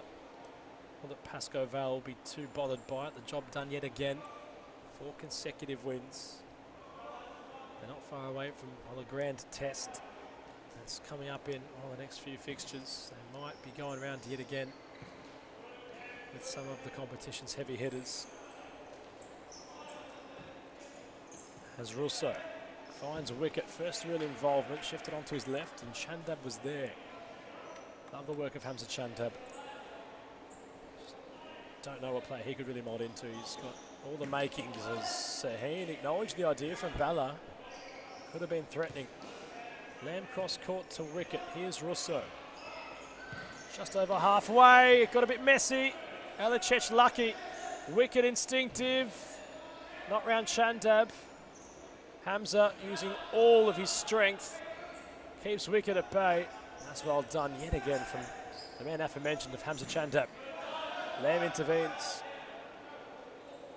Rogan has a wicket to one side. The goals to the other. Now the more central option. Bella yet again, it's a comfortable height for the keeper. Alachech got in the way. Resides back with a wicket. Pascoe Vale take on Fitzroy next week. But Novak always deems it, well, quote unquote, a game at a time, which was affirmed by the Raging Bull in that post-match player interview. Chandab saw somebody in the crowd he wants to say hello to with the ball. There's nothing in the box for him in reality. Pascoe Vale's current winning streak could be a real test for it next week against Fitzroy, and then more in the week after. So draw to a close. We're not far away at all from the whole thing being wrapped up for yet another year. Have to provide a recap closer towards the end of it, but of course Hume FC throughout this year, well, they've avoided relegation. They've won in the playoffs. They got the task done, which kept them up in the competition. All considered, they did have a Bundesliga futsal player of Kenta Sasaki on court for the back end of the first season. And long for those days of Kenta being back on court. Here was different gravy. I hope Sasaki's doing well. And to have him back, well, as soon as we can. No matter who he might represent if he is to return.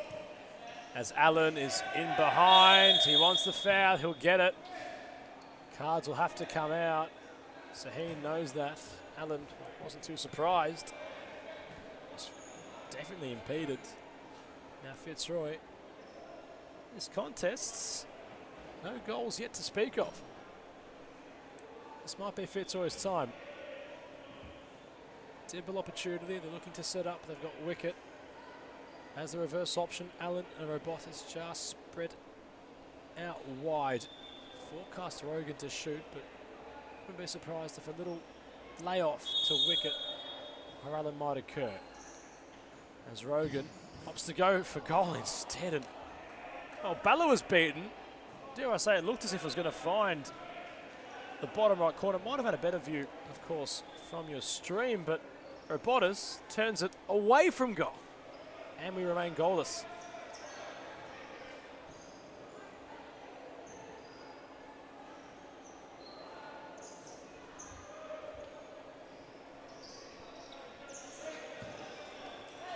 Abdallah had to come off his line. Alachech. No, Tanker wants the ball to be his. He's protesting. Decent view from the official, of course, was right in front of it.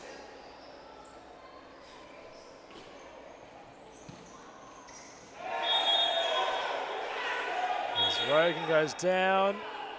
No, Tanker being calmed down by the official.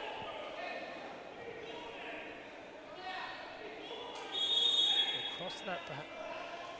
Fitzroy have another free kick opportunity and have called for the timeout.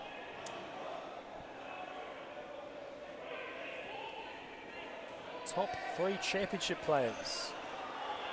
Well, that might be something I'll have to see for myself in person, perhaps on Sunday. I might just be on the call for some championship and enjoying what that competition is becoming.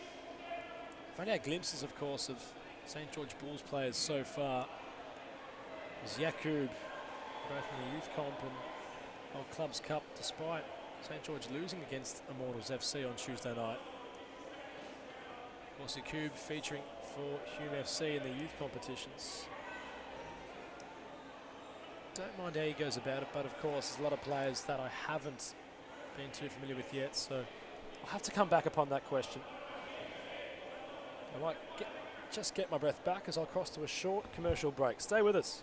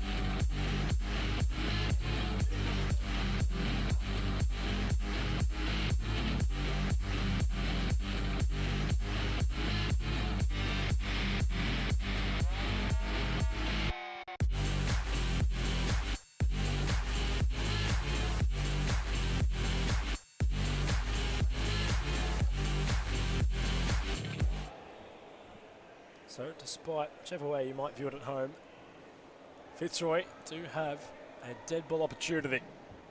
Hume have been holding their own for the meantime, despite the odds being somewhat stacked against them. Rogan and Russo. Russo takes a ball roll. Balla, very fortunate. That could have gone anywhere. But Abdurrahman, so far, has looked like he has not missed a beat. Not been on court for some time as Allen can't go past Temmel. Temmel calls for the high press. Initially, upon first glimpse, it looked inviting. A little header backwards.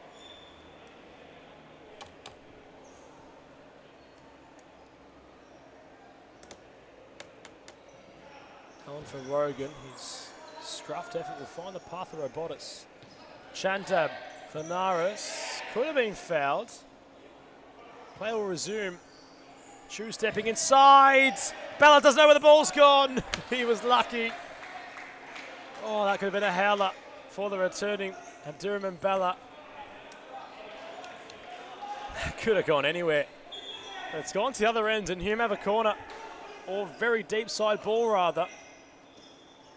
Chandab for Temmel. Press from Rogan. Seheen. Temmel's lost the ball.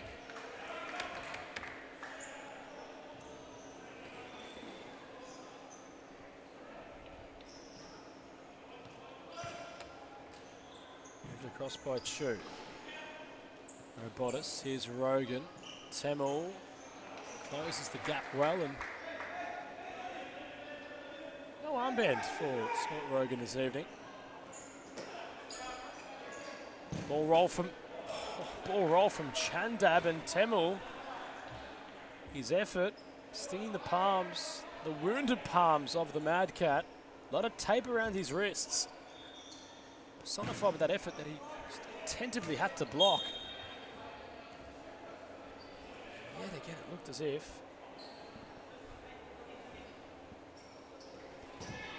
it might have just been creeping in.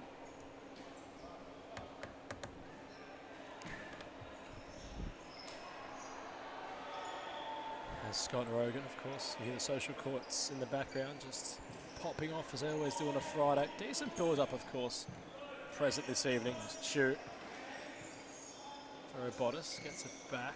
Rogan waiting for the space. Chu arrives. Saheen says, how you going? Clanaris comes in firmly. Robotis, Chu stepping inside. Rogan. Knew Clanaris was going to go for the ball with his foot. It's the ball off his counterpart now for a Fitzroy possession. Decent chunk of futsal being played so far. Rogan might have grazed the post as Motanka wants to issue his timeout.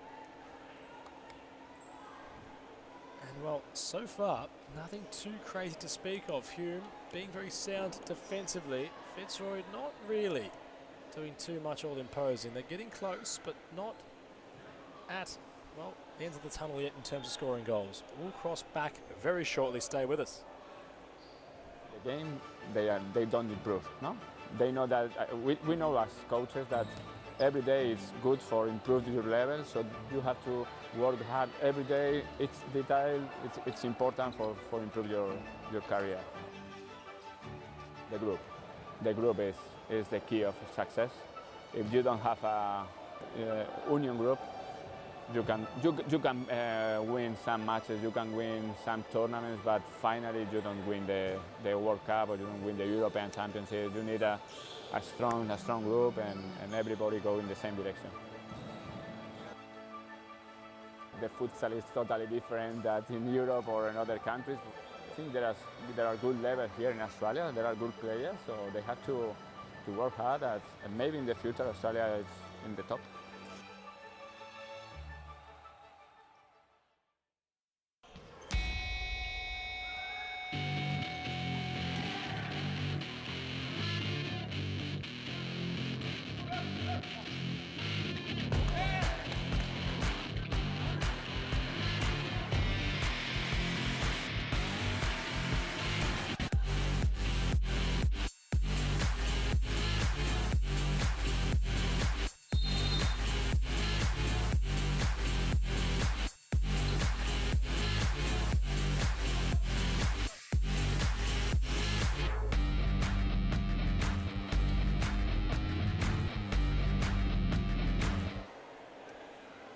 We cross back and Motanka having a firm chat to his troops as they get back in position.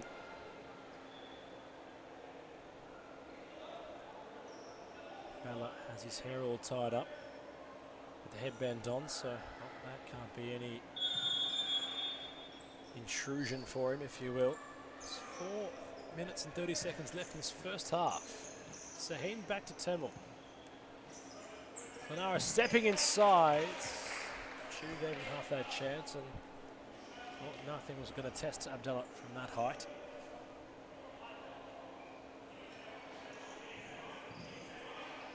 As Rogan wants to utilise Robotis, gets it back under his spell now with Flash. Waits the movement of Chu. They utilise Russo. Cute pass for Rogan and stayed in somehow. He might have hit the post off Balla, and Saheen certainly stopped a goal. It was goal bound from Chu. Don't think the Jet meant it, but he won't care nonetheless. There's a corner.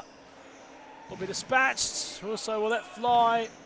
Rogan will try to do so off the fly. Chandab the Courageous gets in the way.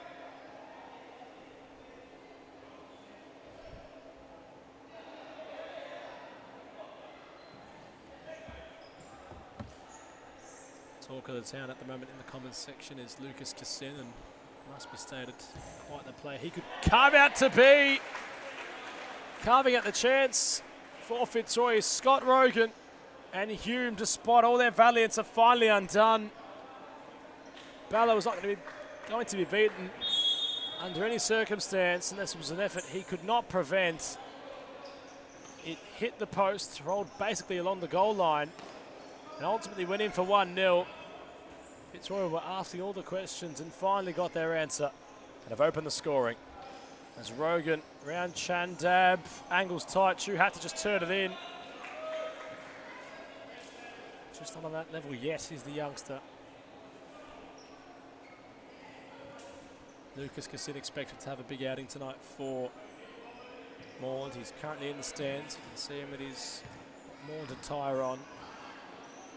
Another player in which, upon the first glimpse of his capabilities, certainly has a lot to offer. Another player that can be a real asset to Moreland. There's James Norbury, Ollie Holland. Bit of youth stemming at the Blues. And just keep an attentive eye on. Not to mention all the wisdom incurred upon, or imparted rather, by the likes of Cardle, Cooper and companies. Saheen's corner was released by Clenaris. Saheen dispatched it truly high. Della will find Lamb. Temel going for a tussle with Kevin. He's back up on his feet. And Hume have been just racking up the fouls.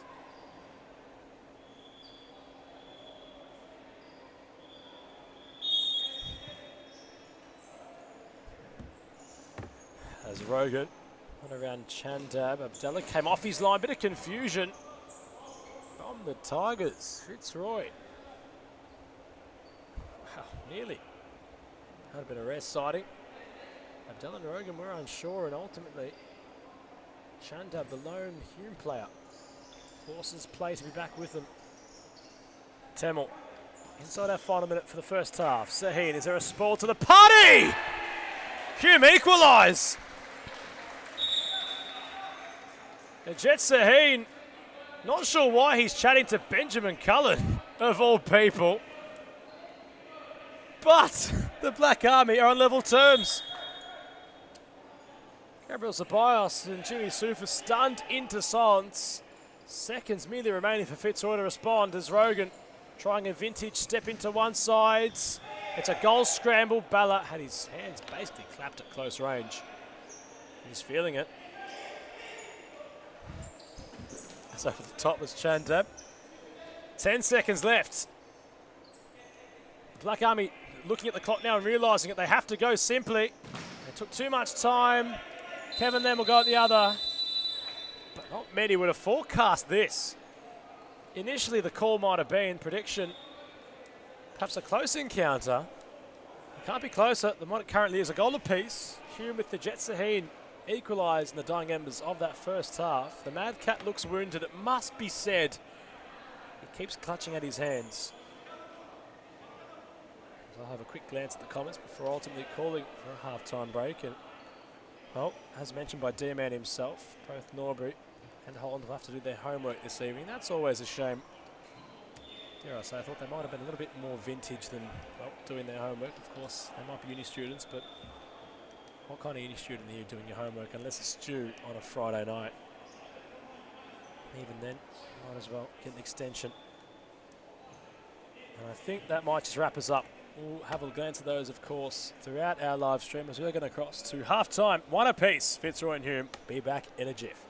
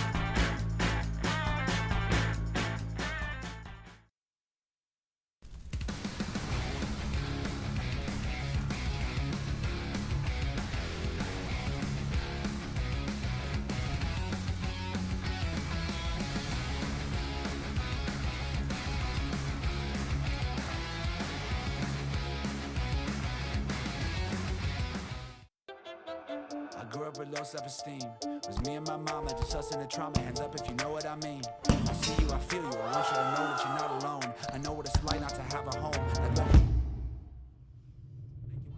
love now audible. Feel like I live in the end zone. I'm the one leading the drives. The crew riding around in a Benzo. Red I'm in charge of my own fate. Left the excuses behind. Now I'm the illest violinist alive. I took the Hume have done it before. You can't forget that. They were the last ones, dare I argue, to do it.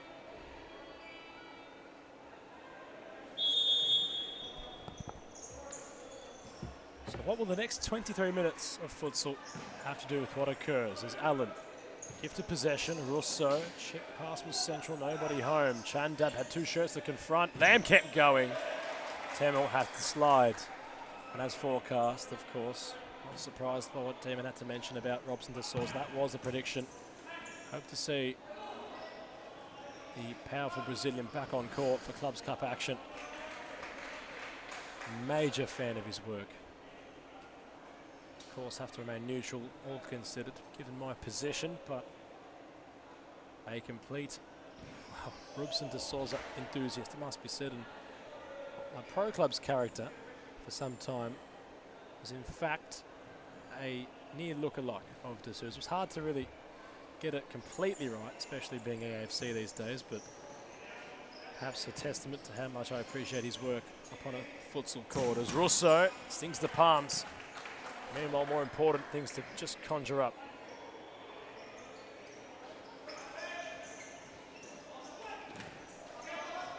Chandab wants to work this down court.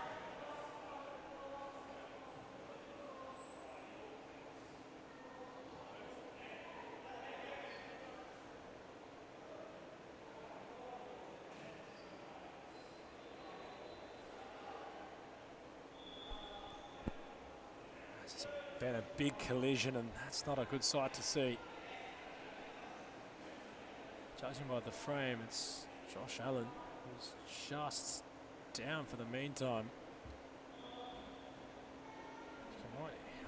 That's not a good scene at all. You can hear perhaps the cries from Josh Allen on the deck, and that is not what you want to see at all, despite whichever affiliation you might have to any club. I hope Alan is okay. This is not pretty. In fact, you know what, we're going to cross to a short timeout break. Just bear with us.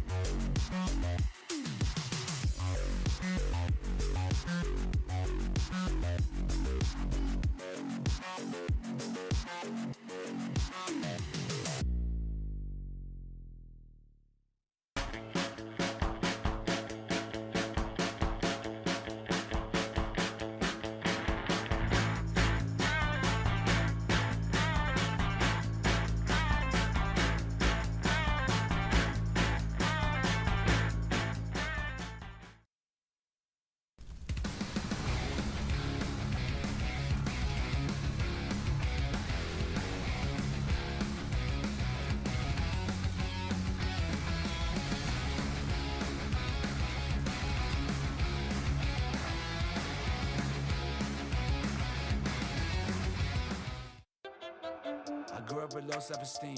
Was me and my mama, just us in the trauma, hands up if you know what I mean. I see you, I feel you, I want you to know that you're not alone. I know what it's like not to have a home. That love what a bow. Feel like I live in the end zone. I'm the one leading the drives. The crew riding round in a benzo. Ready to I'll be in charge of my own fate. Left the excuses behind. Now I'm the illest violinist alive. I took the pain and I thrive, but look at me now.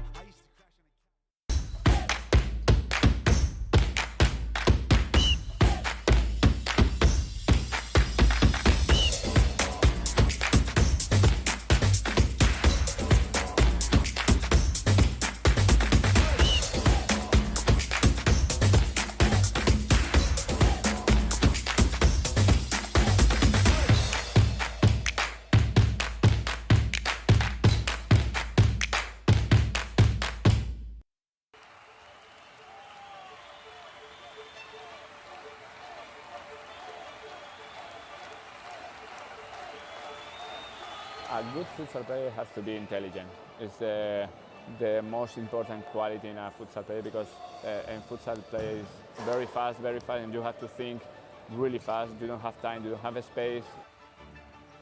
They have to enjoy the game. This finally futsal or football or basketball or tennis, it's only a game, so they have to enjoy. If they don't enjoy the game, they don't improve. No, they know that we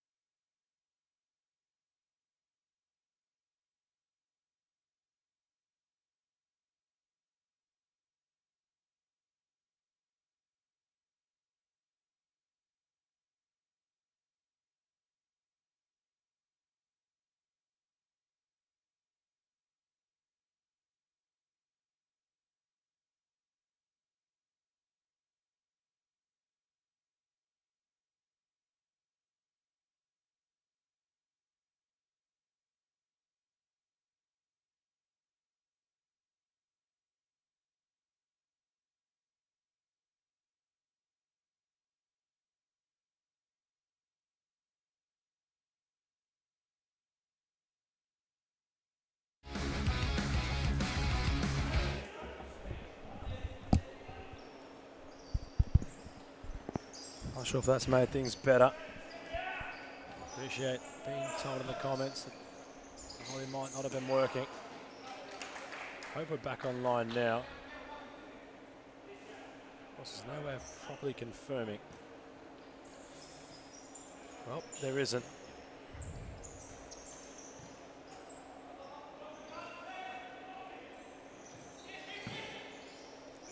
Oh, D-Man reckons we're back up and running. Appreciate everyone giving us an assist. Wherever you might be at the moment. That might have got things working. The good old stop and start. Away we go again. Well, if you hadn't heard what I'd mentioned, I'll go over it yet again. It was Josh Allen. He had to be stretchered off court, nursing an ankle injury. And we're not sure what to make of this contest so far. 1 goal apiece, been a tight affair. Chandab had a gleaming opportunity, but he kept it alive instead. Clara stepped inside. Temmel's at the back post, but never latched on. What do we make of this one so far? And please let us know in the comments if you can hear us. Spam it for all it might be worth. And there we go. Appreciate it, gentlemen. Up and running again as Bala had to get low. Loose from Rogan. Chandab had to go. And the Mad Cat nearly took someone out. Lack of communication. Meanwhile, Dalla is having a chat with the official. He wasn't happy about something.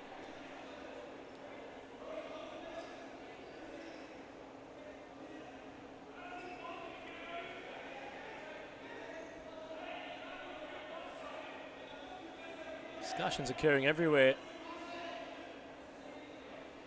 So official on the far side. As Temel finds Alicic. And in the comments, if you happen to know the last time Fitzroy lost, and I believe it was to Hume, if you know the score of that contest, please let us know. Who knows, they might be needed tonight. Of course, that possibility is rather slim, but you simply never know. Abdallah looks attentive with injury. Josh Allen is out with injury. Hume are just holding their own. It must be said, Fitzroy haven't exactly infiltrated too much. They look to just keep them at a real arm's length. I wonder which way this one can go, as Saheen measured for Temel supremely well. Now Rogan works it on. Gets it back. The goalkeeper Bala.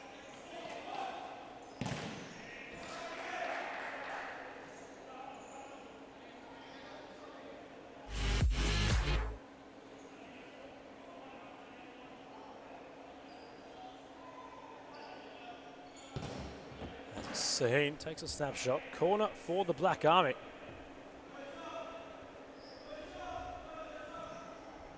Calls for no shot from those representing Fitzroy. Saheen angle gets tight. Rogan has it just work out wide. Finds Russo in the end. Now Temel, 2 against 2. Temel takes it on. Parry from Mad Cat. Tell you what.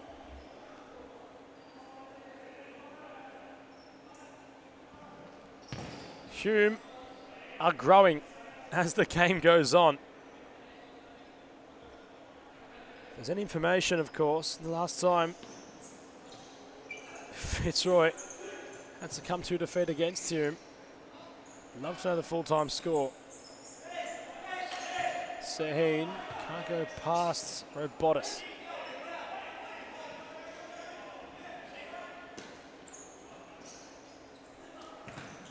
D-Man relishing in the, well, perhaps before COVID glory days of serious futsal. Pascoe Vale, Moreland, Fitzroy and the Weston Wolves were at the top of the summit all competing. Moreland in some bizarre circumstances. More information serves me right. Had one, I think in 2019, where it was Pascoe Vale's prodigy at the time of Jake Bassini. That's a turnover from Temel. It's gifted Fitzroy back in possession. We'll have to hold that point for the moment as Rogan went over the top. Bassini had possession in the corner. The Wolves ended up getting the ball and ultimately haven't scored with the final kick of the game, which gifted Moreland a title. Joe Akon might have showed me that back a couple of times, and it was just a rather moment that was rather, well, if you're D-man, you loved it because it was all on tape, and he ran right onto court celebrating with the Weston players. And it was rather a humorous moment. It was something I'm sure Pascoe Vale will definitely hope to forget. They're back up in the promised land of series futsal, in the highest competition. They've been in State League 1 in the championship, perhaps back where they belong. Fitzroy, of course, not skipping a beat. Weston Wolves, well, it's a new West. There's a duo of Western teams in the competition these days, both United and City. Of course, series futsal. There's a lot to unpack. That's a great ball for Alicech. The idea was definitely imperial. So Alicech had to latch on. The Mad Cat had to come out.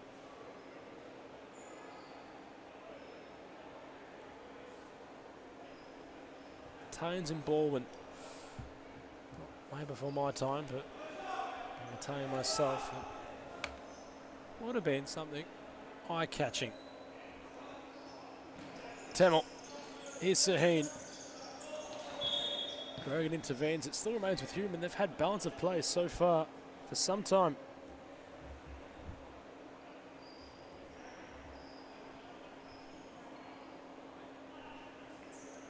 Saheen from Chandab. Rogan blocks. Corner for the Black Army again.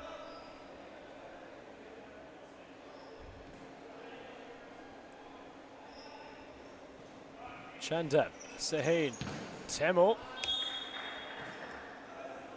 Another corner. Chandab looks to set it up. Saheen on the outskirts. Alicech in the box. He was found. Lem trying to latch on. Temel steps inside. Got his shot away. It was just teasing Abdallah. No chances taken. And I might put this question upon those in the comments section. What would it take to get the house packed again? It's a can of worms I might open up. I'd love to know what it might take. I have watched some of the footage back, of course, in the Series Futsal YouTube channel. And Pascoe Vale, Moreland, always to draw decent crowds. Fitzroy amongst them as well. Wonder what sort of feeling they would have had upon those on the asphalt at the moment with the place rocking. But what would it take to get it back to that level? Please let us know. Let's open up the discussion.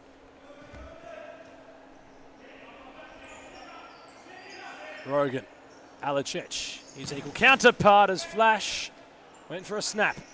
Alicech couldn't go around Rogan. Russo, it was denied.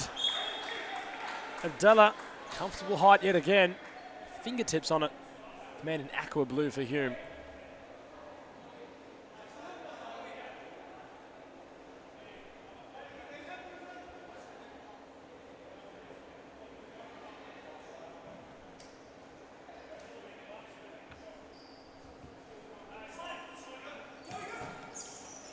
Ross was whipped in, didn't go very far. Rogan intervenes. Robotis is there. Angle got very tight. Very evenly matched contest.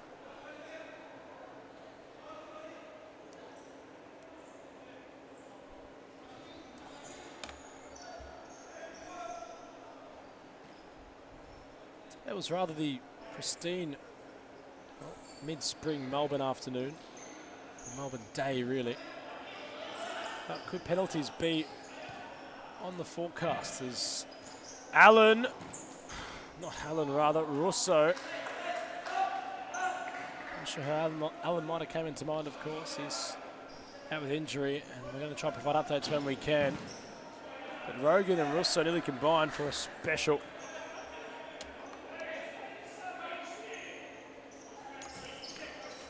Alicech, Rogan at the stand tall, Robotis is there. Hume could just go over the top. They had numbers forward. Rogan. Russo's efforts palmed away. There's so much shape on these. as Chu moves it on.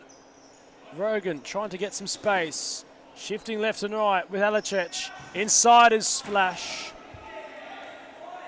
Sufis. Haven't seen him get animated too often. He's up off his bench and just slowly getting a little bit frustrated by what he's seeing.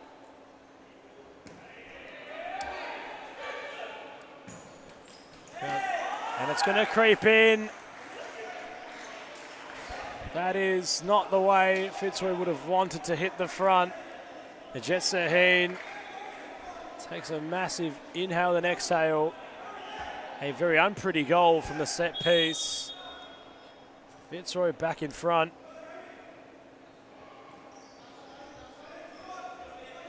The balance of play has fairly been with the side in black. They've equalised once. Can they do it again? Here's Temmel stepping inside. Russo tried to go around Temmel. Around. Well, not on this day, he didn't. Another question I might put upon those in the comments section. Of course, the quality of play might mean more people coming into the stadiums, but I might even throw this curveball. What could a potential outdoor team do in terms of bringing crowds into the indoor circuit? Of course, it all gets a little bit jumbled up with fixtures, but just a slight idea. I'd love to hear your thoughts upon that response.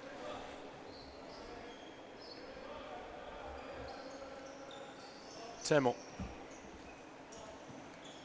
has possession more centrally. No Tanker watching on, arms crossed. He's not too disappointed by what he's witnessing. It's a cheap gift for Fitzroy to claim and put them back on in the driver's seat, leading this game. It's remained very level peggy. Rogan thought about Russo. Wants to step inside. Robotis. Rogan flirting with Halicech. Flash has not been his usual self tonight, it must be said. He just doesn't have that skipper pace.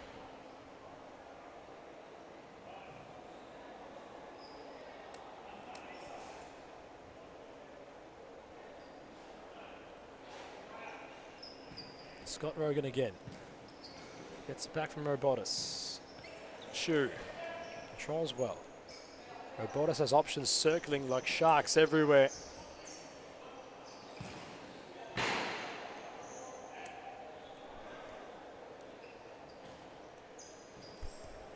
Now worked out for Cosy Russo. Can try and put his influence onto it. Rogan's cheap. Robotis holds it up. He spins around. Must be stated the Hume players are getting fatigued.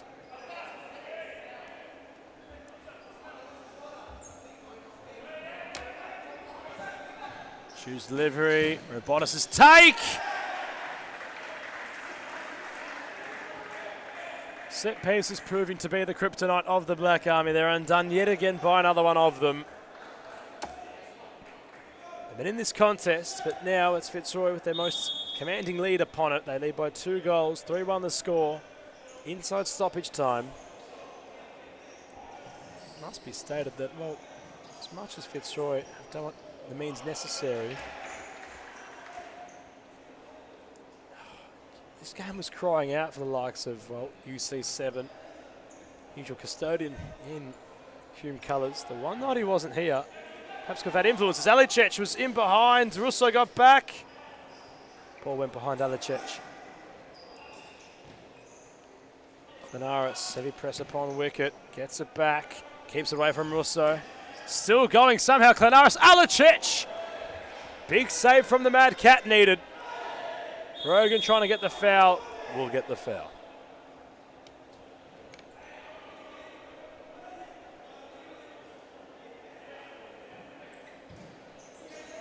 Dalloway over the top, Ballot used all his goal.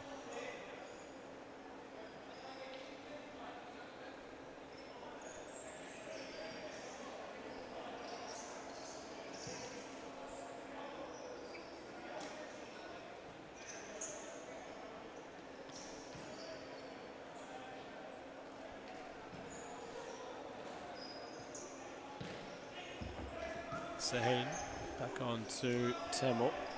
Timer factor.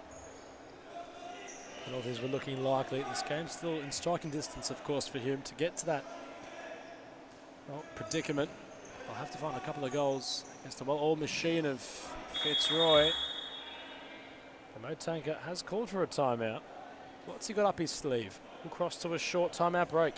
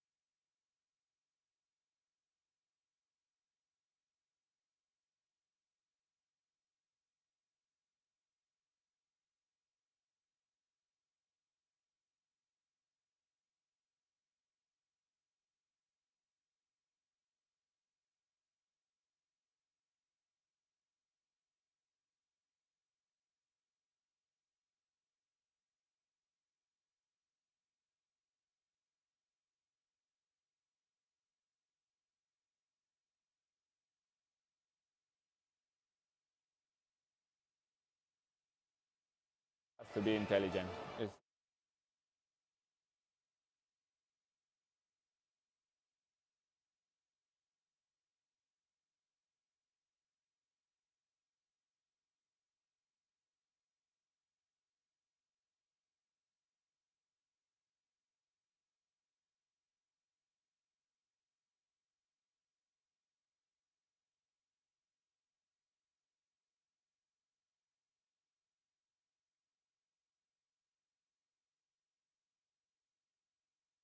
It's it's important for improve your career.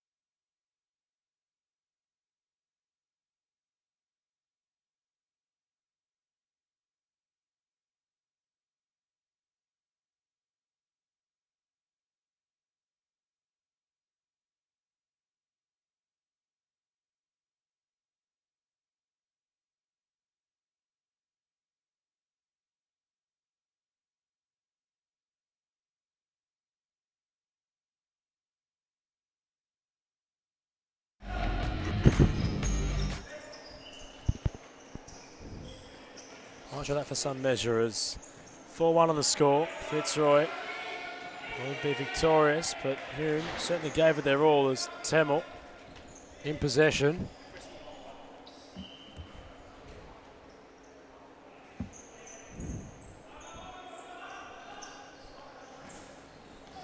Now Rogan will work it out with Lamb.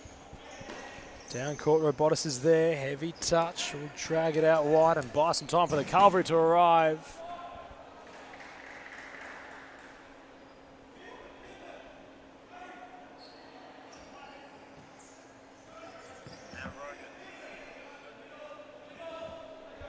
Apologies for all the technical difficulties that have been incurred so far tonight. Initially looking like a bit of a difficulty was this game for Fitzroy, and they've turned things around as they usually do. And they found a means to get around Hume, who have put on some show.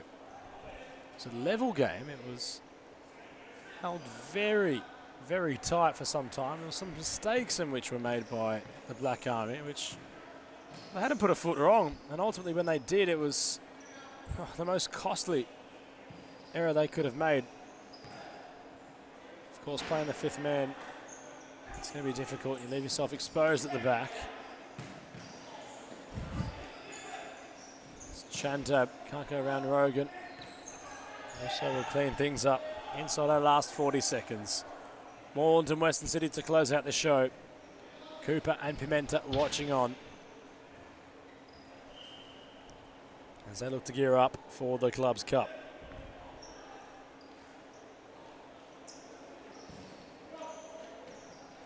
Rogan arrived at the back post. Nothing ultimately was doing. Rogan flicks it on, but nobody's there.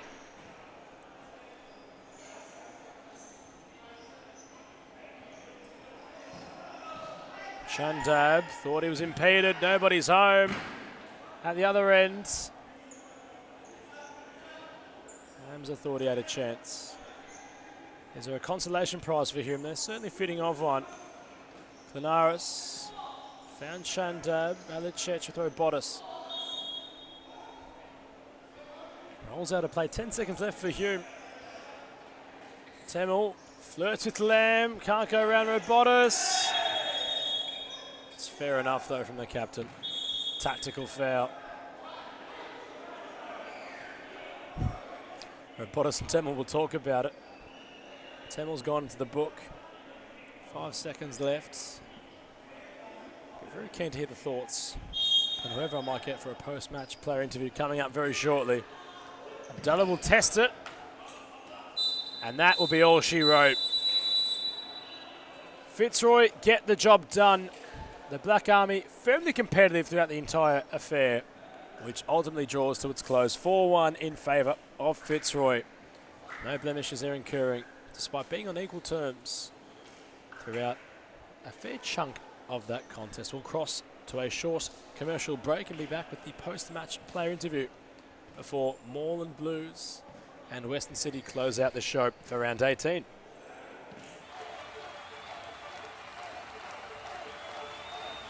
A good futsal player has to be intelligent. It's the most important quality in a futsal player, because in futsal play is very fast, and you have to think really fast. You don't have time, you don't have a space. They have to enjoy the game. This finally, futsal or football or basketball or tennis, it's only a game, so they have to enjoy. If they don't enjoy the game, they don't improve. No, they know that. We know as coaches that every day is good for improving your level, so you have to work hard every day. It's detail. It's important for improve your career. The group is the key of success. If you don't have a union group, you can win some matches, you can win some tournaments, but finally you don't win the World Cup or you don't win the European Championship. You need a strong group and everybody go in the same direction. The futsal is totally different than in Europe or in other countries. think there are good level here in Australia. There are good players, so they have. We're joined by Jimmy Soufis. Fitzroy got the job done, but the talking point has shifted to Josh Allen. Any update from yourself, Jimmy, on the health of Allen at the moment? No updates as of yet. I mean, he was in a bit of pain, so yeah, I mean, we'll update as soon as we can, but we'll wish Josh a speedy recovery with whatever it is, and we'll support him as much as we can all the way through. Focusing on tonight's game, it was level for some time. Your thoughts surrounding that contest and how you got over the line against Hume? Yeah, flat performance from us, I think, overall. Hume was smart. They played a good game all round. They're a quality team. I've always liked Hume, so yeah, lucky to get away with the points in the end. Not our best showing, but yeah, we've done the job, so that's the main thing. And lastly, next week, Pascoe Vale, long-time rivals, to have the triple done over them next week, I'm sure would be the task at hand going into it. But your thoughts surrounding that contest? Well, I mean, that's it for the title now. So with the injury to Josh, as you saw, some of our players now will probably be put on ice. It's irrelevant to us who celebrates a win over us in this next few weeks if they get one. So yeah, I mean, our players' health and safety is the most important thing with some big competitions coming up. So yeah, I mean, we've done the job and won the title. So yeah, we'll look after our players now. Jimmy Soufis, ladies and gentlemen.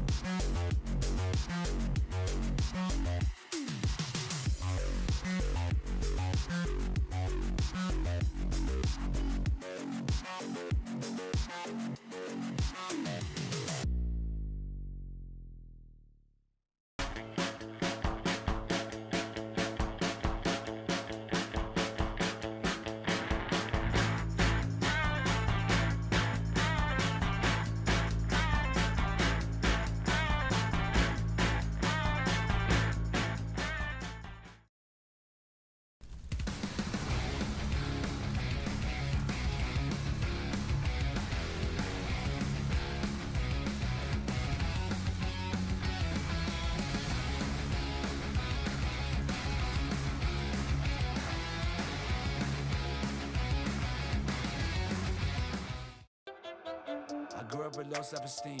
Was me and my mama, just us in the trauma. Hands up if you know what I mean. I see you, I feel you. I want you to know that you're not alone. I know what it's like not to have a home.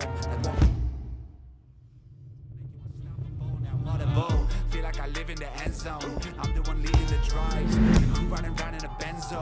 Red I'm in charge of my own fate. Left the excuses behind. Now I'm the illest violinist alive. I took the pain and I thrive, but look at me now.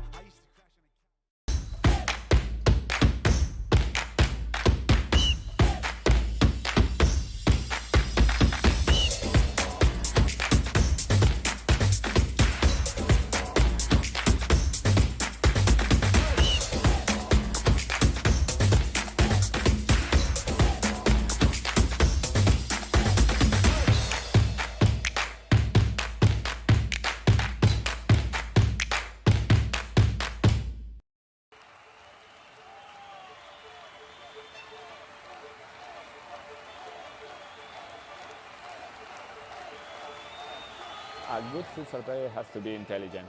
It's the most important quality in a futsal player because in futsal play is very fast, and you have to think really fast. You don't have time, you don't have a space. they have to enjoy the game. This finally futsal or football or basketball or tennis, it's only a game, so they have to enjoy.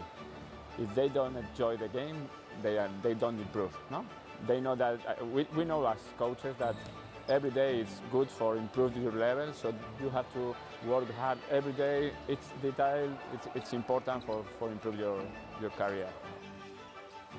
The group is the key of success.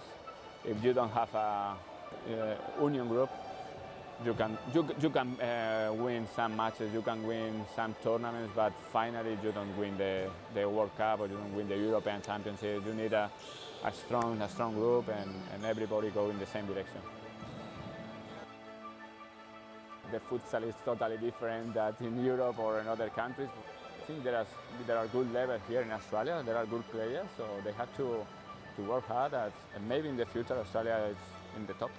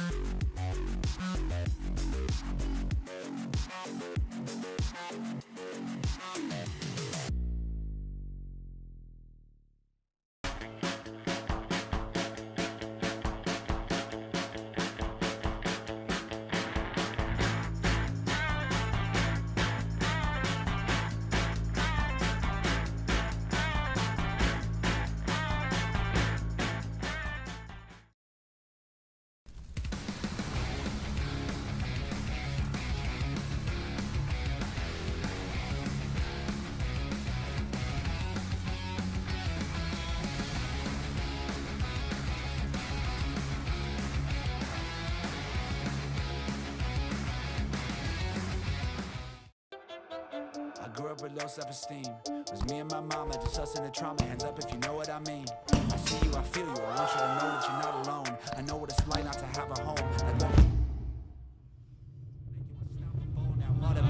Feel like I live in the end zone. I'm the one leading the drives. The crew riding round in a Benzo. Ready to I'm in charge of my own fate. Left the excuses behind. Now I'm the illest violinist alive. I took the pain and I thrive, but look at me now.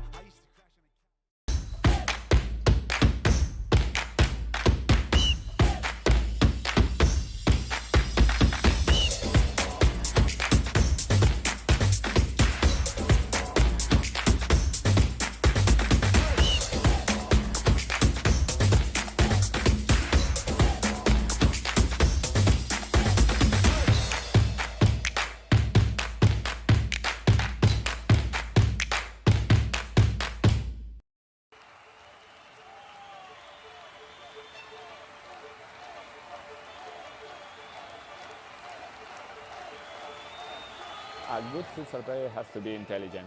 It's the most important quality in a futsal player because in futsal play is very fast, and you have to think really fast. You don't have time, you don't have a space. They have to enjoy the game. This finally futsal or football or basketball or tennis, it's only a game, so they have to enjoy.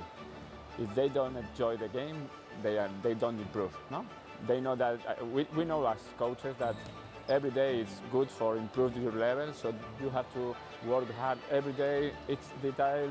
It's important for improve your career. The group is the key of success.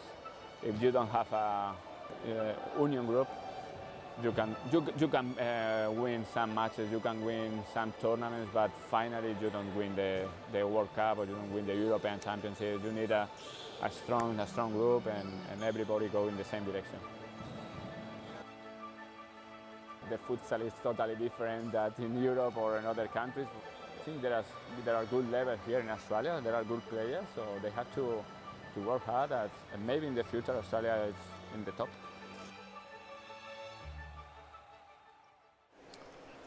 The green lights are on, set to run. We are on the third and final instalment of round 18, and the way we trot. Different code of sport entirely. Western City face up against the Blues. A night in which, in all honesty, hasn't been the most climactic futsal on display. Can this game have something exciting right at the curtain raiser? Adam Cooper's on court. Hold your breath. The showstopper. As for the Blues, no Milton Sakos. A little bit undermanned in comparison to Western City. But KDS has returned, has the armband on. Enrique Pimenta, Andrea Caro and Adam Cooper. A very experienced platform of players on court. Symbolised by the captain Christos Apostolakis in goal. As for Western City, Bintran in between the sticks, Javaro Nepomuceno, Jose Ramon Pereira, Tom Ellis and Ibrahim Canet all on court. Trevor Sesmakula on the bench. Pimenta might have been stuttered, he ran out of court in the end. Drawn back for the foul, and this is Adam Cooper territory. Not that those synonymous with the competition, no. This bloke, I'm out of words to describe him really. What can he not do with anything in general?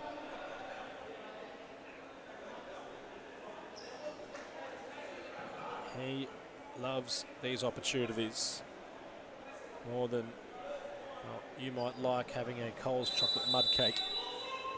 As Cooper steps up, Kane, it was like he'd absorbed something right to his chest. As lethal as the Adam Cooper free kick. It's like he's about to topple over like a deck of cards. He holds his ground as Cooper tries to gain some ground. Pimenta, incisive. Dos Santos, back for Cooper. On the bench, must be stated. The likes of Lucas Cassin. Badagos also in attendance, and Habe, the understudy goalkeeper. Want to see more from Habe, especially with the talent that he might have as Pimenta! Easy as you like from the Blues. Enrique Pimenta lines him up in the crowd, almost like an Alex Poitin Pereira war cry, if you will.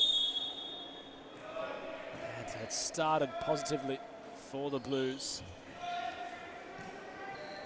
Firm attention, of course, in the Clubs Cup. League's all mathematically done now. In terms of the relegation battle, well, that could all be wrapped up after this evening as well, considering the games that remain ahead, and City do have the bye. They'll have to get 2 wins against the likes of United and Altona. The Knights, they win one more game, it's good night, Irene. They will go into playoffs. City will be relegated. But imagine Well, Sorma and company pulled off a miraculous upset against the Blues, a major tall order. But you simply never know. So let's see, as Pimenta and Pereira compete for it, ball rolls out of play. Pastelakis just making his voice heard as Bintran is put off by such, and well, the ball just goes out of play. As mentioned by Jimmy Soufis, I'll reiterate the point, our thoughts firmly with Josh Allen. We hope he's okay. He's come to a nasty ankle injury. Hope it's nothing more than just a bad roll, and it's only 4 to 6 weeks. Have a nice vacation, be fit for the Nationals. Let's hope it's nothing more sinister than such. As Kassin, the Santos wanted it quicker. Justin Lee also emerging on the bench. Haven't seen him in some time. Hanson Liu, that's a name also we haven't acknowledged in a little longer than a while. Dare I say it was a penalty shootout against FC Carlton Heart in season 1 in 2024, where he was rather promising as the goalkeeper. Made a few decent saves.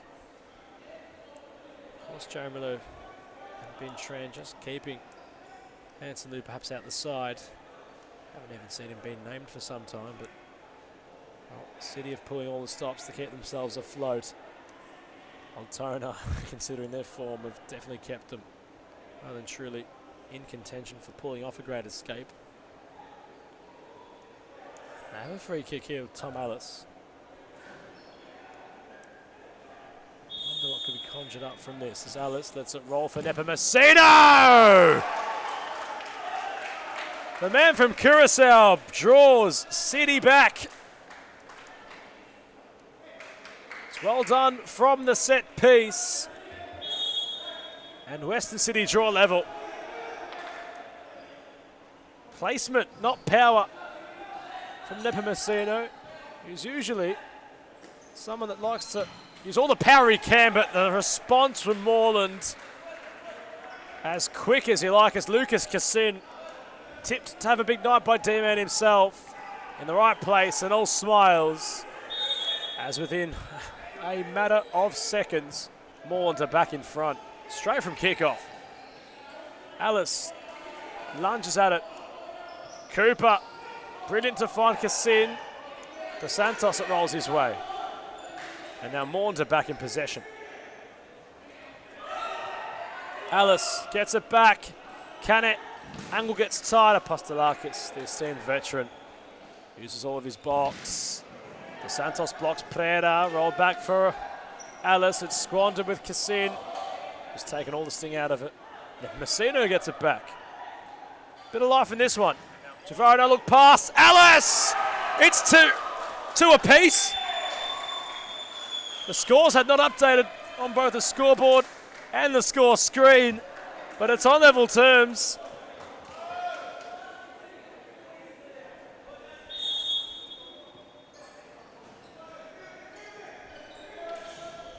Nice start to this one as Cooper.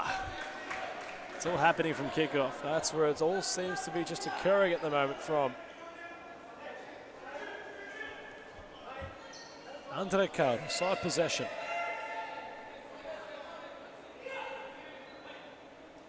Kassin wants it short, gets it short.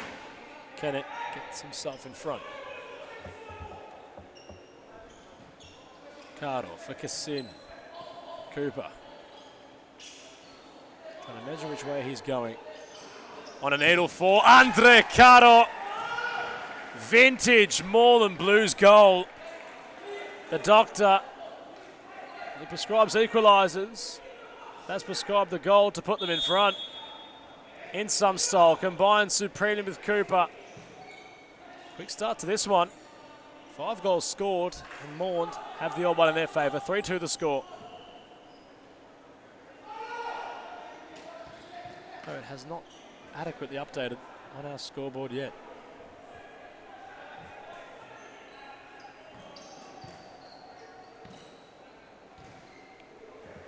Baragos. Cooper. Must be said, this bloke is entering career best form at the ripe age of 34.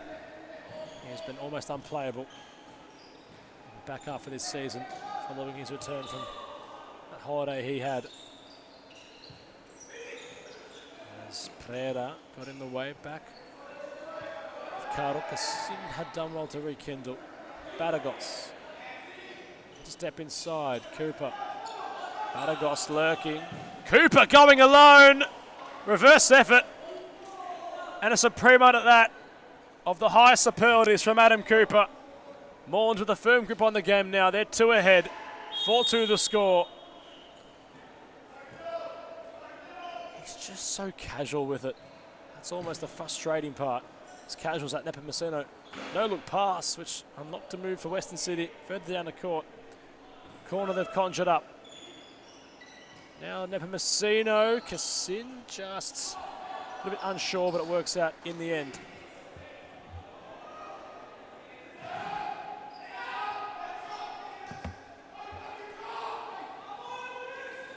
Tren moves it on. Pereira, a little bit heavy. Will fall with Nepomuceno. Not sure what footy he wants to use. And at the confusion of it all, Javaro as confused as all of us. It's fortunate Baragos was there. Alice trying to carve out some space. Very crafty was Alice. Cassin, no chances at all. Corner yet again for City. Alice is chipped towards the back post. Pereira's arriving. Unfortunately, Kennett in the wrong spot. The shot inadvertently comes off of him. No, it doesn't. Corner again for City. Nepomuceno. No right foot tonight from Javaro. With Cooper onto his right, back onto his left. Great flick on from Alice. Or Pereira rather. It's going to go in. Foul's going to be called back. City trying to formulate some adequate response. Pimenta. It's denied at ground level. It's well done. Tran had to jump across and he had done so well enough. Cooper at the near post arrived and is trying to poke home an effort. Place, poke, whatever you might prefer. KDS's corner once more. Javara had his hands in an inviting area.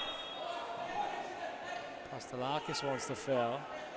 In fact, that's what's being called by Moanas. So where does Adam Cooper go from here? Pimenta's a deep option, but he looks like he's coming more central, so he might not be on for the reverse option. Cooper calling for the back posts. KDS and Cooper exchanging in the chat. Very vocal Adam Cooper. Pimenta very firm in attaining possession. As KDS as an option. Tren, supremely well done. 3-on-3. Nepomuceno for Kennett. Cross the technical area for Alice was the option. The Santos was there, but is out of court. Corner for City yet again. They're just racking them up. Options plentiful. Nepomuceno on the edge of the area. Round Baragos momentarily. Pimenta stumbling with Nepomuceno. Gets it somehow to Kennett. Alice takes it on. Hits the statue. Positive from City. Well, they've all been thrown together. Well, Sorma making it work despite it not going in their favour so far as Alice, Pereira. Alice wants it back, will have to compete. He gets away from Baragos, takes the game on. He finds Pereira. Off his line was Apostolakis. Now Pimenta. Had Cooper at the back post. Pimenta set. Well, had Baragos, that's what Cooper was pointing towards. Pimenta's deep side possession. Tran takes no chances. Baragos to get this one rolling once more. Sesmakula into the deep end. Those Moreland goals straight off the top shelf. City with a couple of decent responses. How do they come back from a 2-goal deficit? Sesmakula back to Nepomuceno. Options plentiful. All players inside the defensive half of Moreland. City asking some questions. Canet wanted the foul out of court in the end. Looks to the referee. Play will continue. Pastelakis for Pimenta. Caro. Cassin, thought about going forward, comes back instead. KDS, captain's armband on. Pimenta, diversion was there from Cassin. Hanson lose reflexes, had to be tested.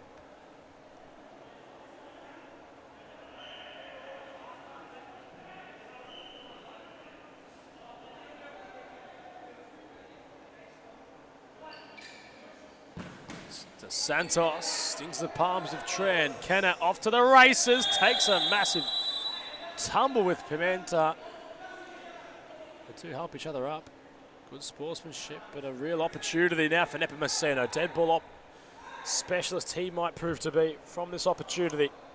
Sesmakula and Canet are wide. It's Preda acting as a block on Apostolakis.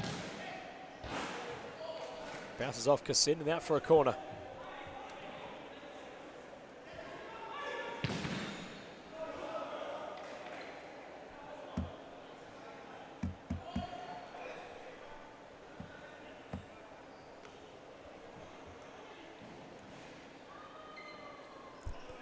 Says McCullough. Trying to go more direct to try acknowledge Canet. Tran gets it and gets it moving. Preda, obscurity brewing. Nowhere to really go. In actuality, it had to opt for on the touchline. Possession back with the Blues. Cross court Pimenta, first time pass for Dos Santos.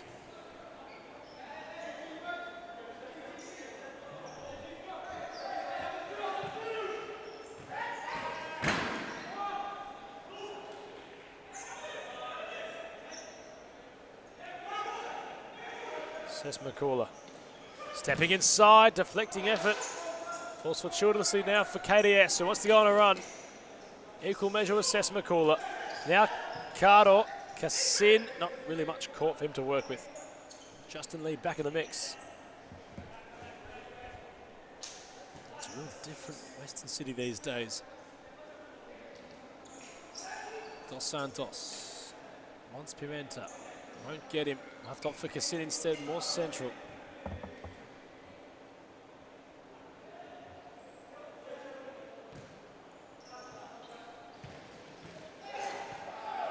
KDS takes a tumble. Have to get up and get rocking with it. Nepomuceno. Lee. Back to Chavado. Was he shown? No look. Brilliant for Canet. Completely bamboozled the doctor. KDS couldn't be off to the races. Cooper chips it for Cassin. Chip all over the top for now Cardo. The Blues nearly crafting a masterful move. Cooper taking no chances and clearing long.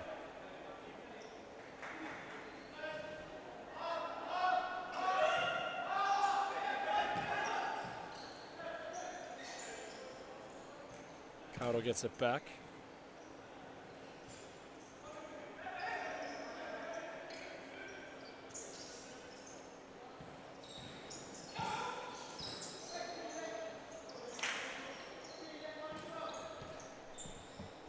Cooper. Cassin stepping inside Cardo, making some space. Canet, good use of the body. Canet for Sesmakula. Cooper gets in the way. Cardo, Cassin. Nothing doing. Tran for Lee. Nepomuceno stepping inside. Wants that reverse option to open up in Sesmakula, gets it there. Lee, Chivada Nepomuceno. Canet, angles getting very tight. Moreland squeezing City, but they have kept possession. Pass from Nepomuceno to Canet, can't go around Cooper, still gets around him. Chance is there for the taking, and Lee simply could not provide the finishing touch. Wasn't dealt with at all by those in Moreland colours. Mr. Santos nearly controlling, ultimately not being able to do so. Tran inside his D. Looks long. Well, hits the fan.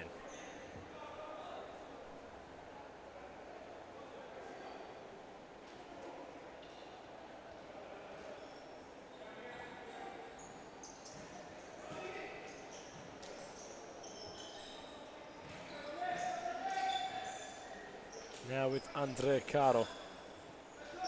KDS is lurking. Tren is saving.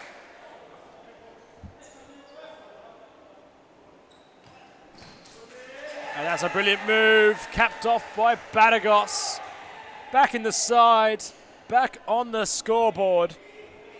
KDS with his involvement, and the Blues are now running away with it. 3-goal lead, their grandest of the game. Now Osama has to get his troops polarised again. He's called for the timeout as we cross to a short timeout break.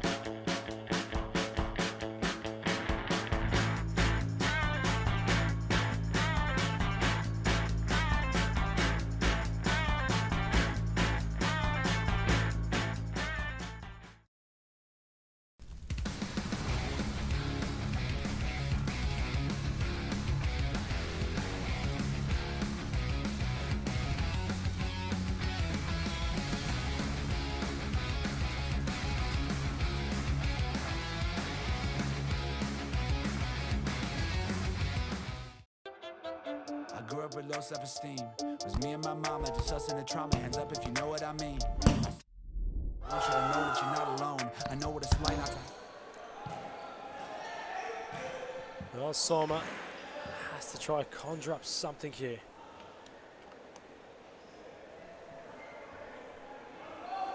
Against the Blues, it's one of the tallest orders in the competition. Pereira has time. Postolakis will save.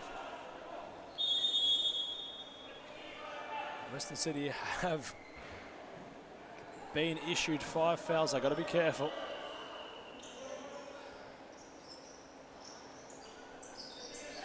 While Soma has caught in some big guns.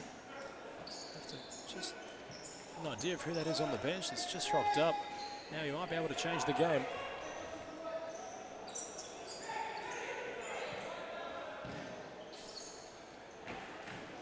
Actually, we're not going to know because it's... no name has been listed. So our mystery man for Weston City is on the bench, all smiles. So Josh Fusco perhaps to just get some confirmation on who that might be. And the weight his involvement. Ses McCullough, Deppin Messino, all smiles. Cooper getting aware of one of the party tricks that Javaro has up his sleeve and reads it well. So Smikula pushed off it by Badagos. Inside our last 2 minutes of our final first half of round 18. Lee, cross court, Deppin Messino with Cooper. It's quite an individual battle in its own right. Pereira, Lee lurking. Messina receiving. Sesmakula anticipating and snapping towards Apostolakis, who palms away. Corner yet again. The same flank as well. If Messina thought about it, hesitated, and tried it.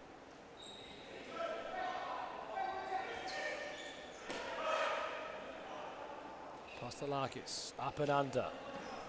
Not going to find Badagos.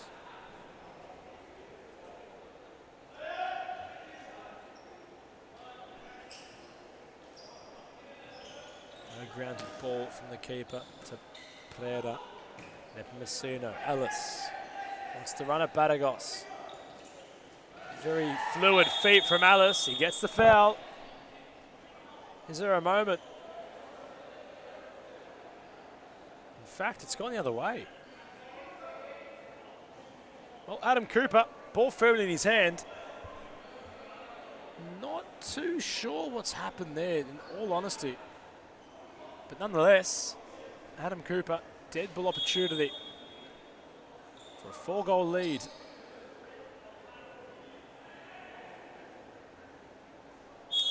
Try it again. Adam Cooper steps up. Off the post. Angles were tightened by Trent, who came off his line. And Cooper just hits the bar. So the scores remain the same deep in the contest. Can City roll the dice and pull one back just before half-time?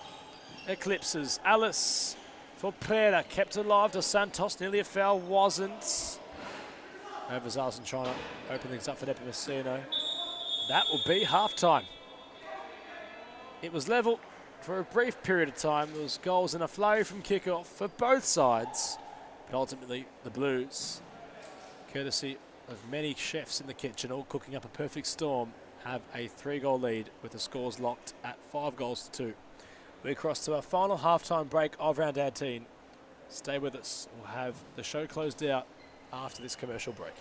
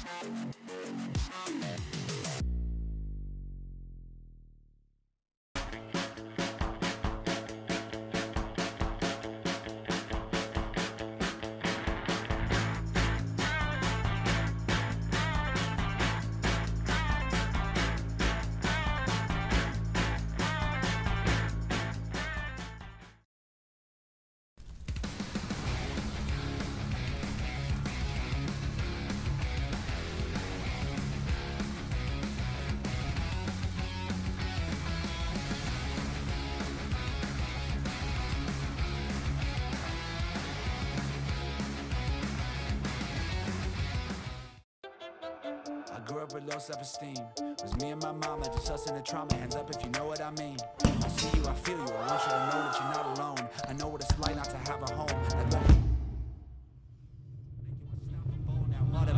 Feel like I live in the end zone. I'm the one leading the drives. The crew riding around in a Benzo. Red I'm in charge of my own fate. Left the excuses behind. Now I'm the illest violinist alive. I took the pain and I thrive, but look at me now.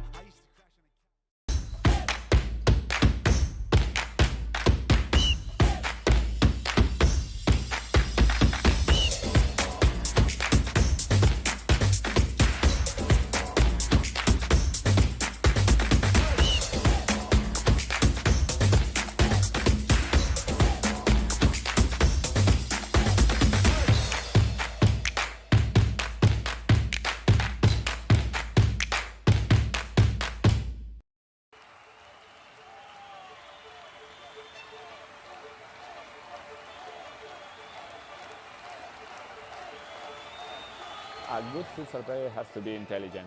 It's the most important quality in a futsal player because in futsal play is very fast, and you have to think really fast. You don't have time, you don't have a space. They have to enjoy the game. This finally futsal or football or basketball or tennis, it's only a game, so they have to enjoy. If they don't enjoy the game, they don't improve. No, they know that we know as coaches that every day is good for improving your level, so you have to work hard every day. Each detail, it's important for improve your career. The group is the key of success. If you don't have a union group, you can win some matches, you can win some tournaments, but finally you don't win the World Cup or you don't win the European Championship. You need a strong group and everybody go in the same direction. The futsal is totally different than in Europe or in other countries. I think there are good levels here in Australia. There are good players. Back underway for the second half. Cooper looking for a quick start. Cassin has it dragged out wide. And now Mystery Man is on court for Western City. No confirmation attained at half-time. We'll look to continue to pursue and ultimately find out who that is.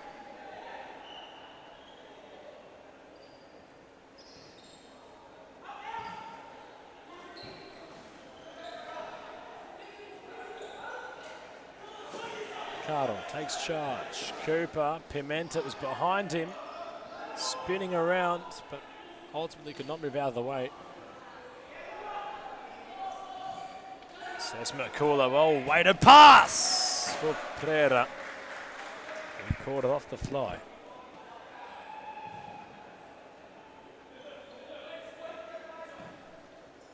Cassin, brilliant finish from Lucas Cassin. One side of the court to the other. Coast to coast futsal. Postelakis jostles a fair way to congratulate the youngster. And finding the net in some fashion. And the Blues are bossing it now. Well played, Moreland. Cooper with Cassin. Chipped up for Pimenta. Works it back to Lucas. The recent goal scorer finds Cooper. Has a glance for Cardle. Well-weighted pass. Flick on for Pimenta. Pereira has nobody forthcoming ahead of him. It was only Sesmakula who arrived late. Alice with the doctor. Goes out of play. KDS 3 assists. Having fun out there. Alice, steep sideboard. Takes an intervention with a couple of bodies on its journey. Pereira plants his feet. Ultimately, possession goes back in the hands of Moreland with Pimenta. Cassin lurking, trying to get forward. Cooper. Touch won't go anywhere. The mystery man for Western City has a touch. Love to know who that is.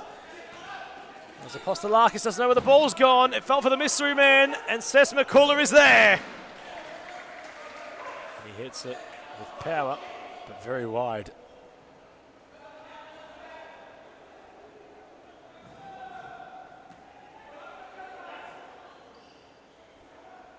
Cardle gets things moving. Cooper awaits Pimenta's forward movement. Weighted pass to find Enrique Pimenta.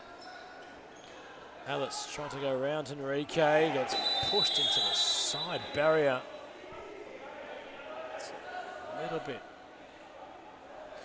perhaps unnecessary from Pimenta.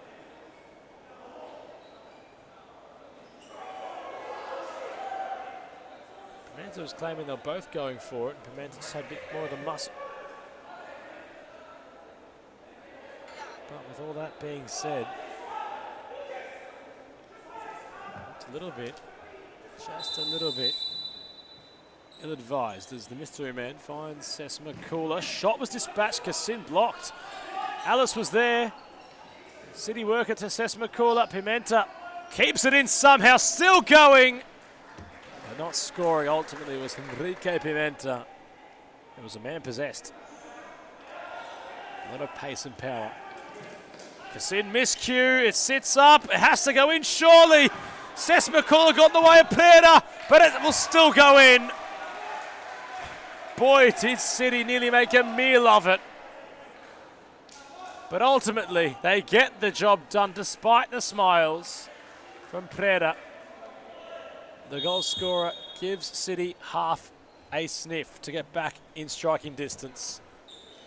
A tally of goals, 9 scored. 3 with City, 6 with Moreland. Sesmakula, nice touch. Mystery man in possession for City. Works it on to Sesmakula. Alice is lurking, will latch onto it, steps inside Alice. It opened up for a shot, you know. Of course, his momentum might not have enabled him rather to really get a clean effort away. But it still opened up as Cardo, first time pass, not as far as Cassin. Peter will keep it in. This is his keeper. Adam Cooper thought about it first time.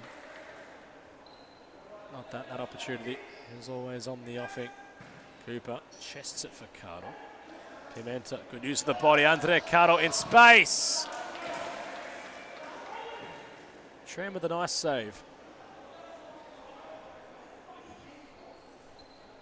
Seeing a lot more goals and attacking output in the Doctors game these days. Usually the defensive role which he's awarded, but he's progressing further up the court, especially this season for the Blues as he works it back for Pimenta. KDS, lateral pass for Pimenta. Cooper, Dos Santos. No chances from Tran.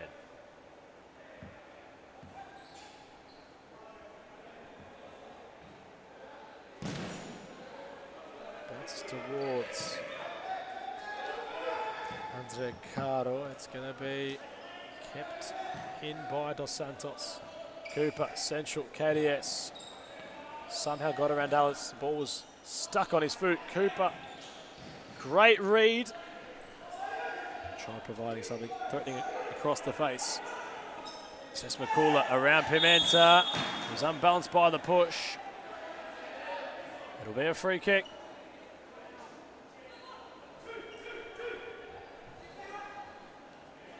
City might need this to go in to give themselves a better opportunity of ultimately getting level terms. As their mystery man hit the brakes off it.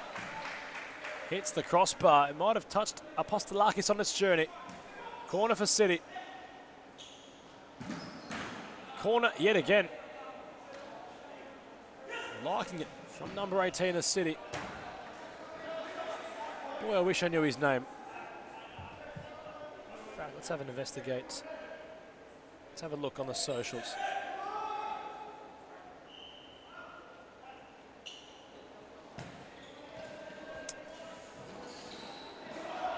No lineup available there either. There's Apostolakis, works it for KDS. Bit of a court for him to utilise. Uses his left, backtracking, Sesmakula. Corner for Moreland. Cardo wants it short to Pimenta. Tram palms away.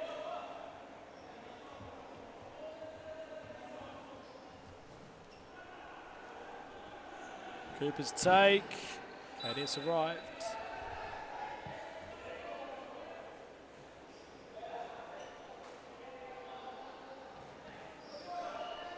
Now a break could be on. Preda gets his shot away. Apostolakis got low. Preda caught it, not very adequately. Pimenta wants it over the top.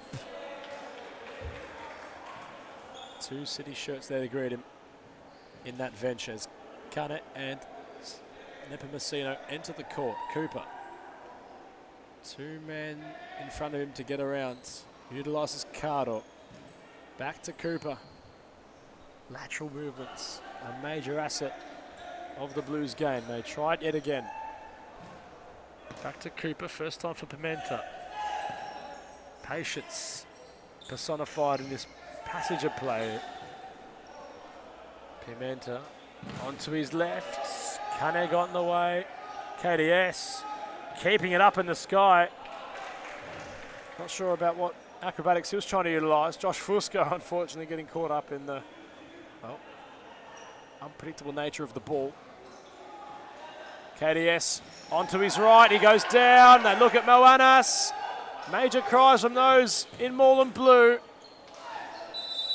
KDS remains down. Trent comes to have a look. Apostolakis will have a chat. Physical sport, futsal. KDS thought he had a foul. Oh, not the froth mop, but the froth. Well, Tauby called upon. Apostolakis incensed. He thought there should have been a spot kick at the other end. Apostolakis into the book. For dissent, you'd assume. Moreland, for those avid viewers of serious futsal, Moreland in recent weeks have been rather perplexed, if that's the right terminology to call upon, by the officiating. It's bit to be said from Adam Cooper in the four-man interview panel with himself, James Norbury and Josh Fusco also on to ask a couple of questions. Wonder what they might have to say at the end of this one, as Nepomuceno thought about trying it. DMM with some words of appraisal for the man from Curaçao. Cadies goes into the foul book. And Moreland are now the team trying to rack up, or have been racking up fouls. Javara will look to launch here. Pascoe barking at his captain. Kennett been told by Noel Solomon to be the short option. Javara might put his head down and get to work. Can't go around Cooper.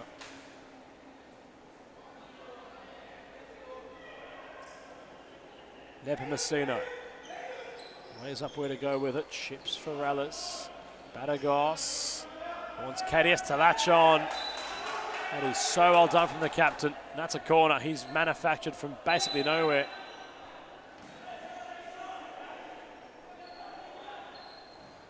Badagos really was desperate to get there and got there somehow. Despite the potential hold from Pereira. Tries it again this time and gets it this time. It's a brace for Miguel Badagos upon his return.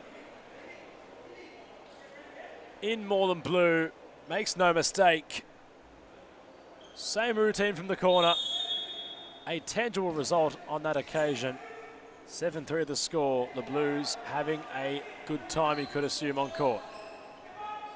It's Kevin Lamb, former City alumni, having a watch upon his former team.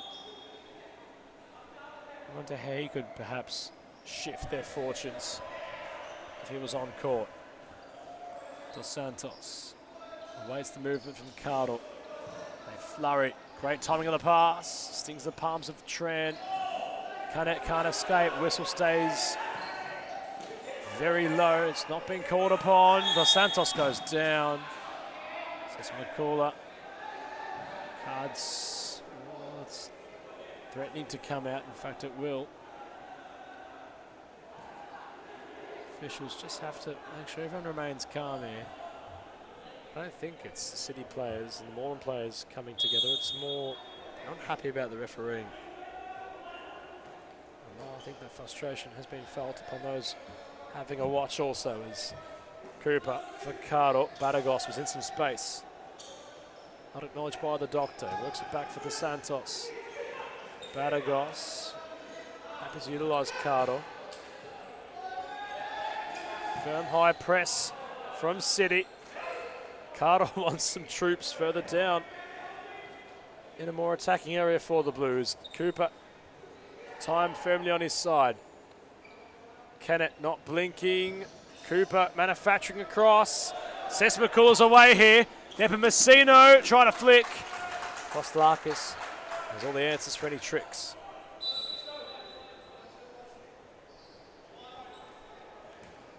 Kane, side possession from the corner. Pereira on towards Cesc McCullough. Cooper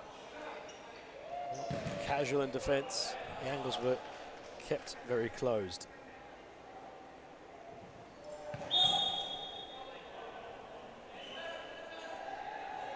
Possession will be back with the Blues.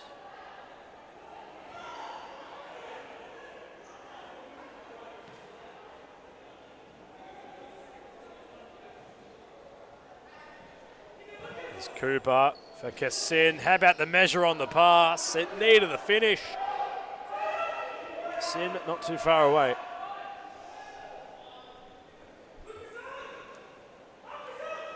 Messino was Pereira lurking. Kane back to Javaro. Nepomuceno caught on it really. And now Cassin opens things up for KDS. Pimentel's in the box. Nepomuceno on for Canet. who had nowhere to go.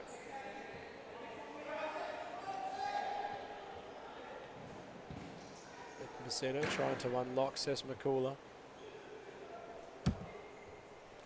Let's have a glance of what remains ahead, as we always like to do.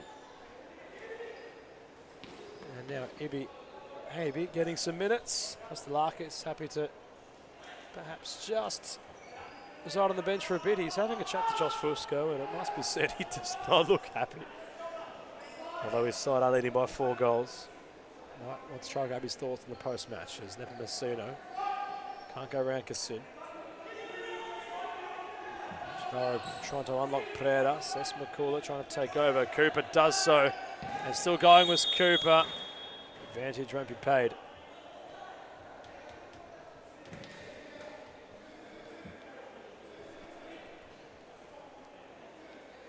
The Blues take on the Black Army in the Turkish derby next week to kick off round 19. Fitzroy face up against Pascoe Vale, and then a Weston derby to close out the show. That might be City's best chance, dare I say. In the remaining fixture, of course, they will take on Altona in a game which could put them in playoffs. That's, of course, if Altona aren't to find a win. They won't be featured in next week's round 19. They return against Fitzroy, and then finally against City. Mathematically, let's have a look at the ladders. On score difference, Altona could succumb to automatic relegation. The head-to-head might have its involvement. Have to get confirmation as Pimenta. It's getting a little bit ill-advised out there at the moment. The officials have to get their authority upon the contest. Cooper will help up Canet. A red card has been issued to Pereira. Moanas just trying to calm things down. Cess McCullough, rather not Pereira, has been sent his marching orders. And what a blow that could be for City. He won't feature in the Western Classic. Bueno.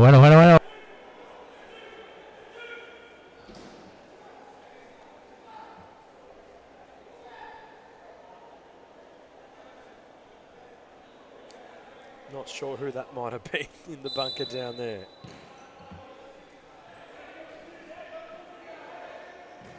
There's Kassin on for Cooper.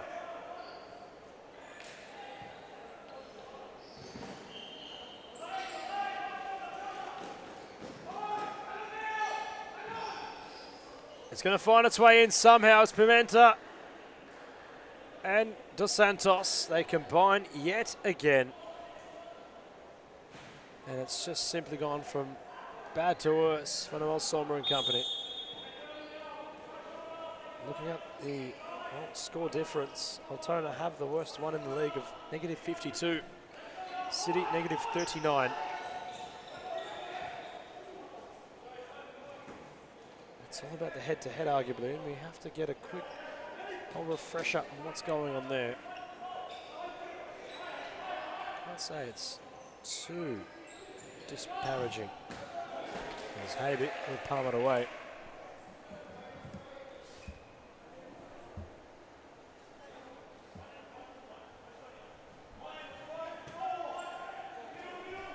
Canet, reverse effort denied initially, but tucked in by Western City's mystery man upon debut. A personal accolade for the number 18 for Western City. Scores 8 goals to 4. 6 minutes left.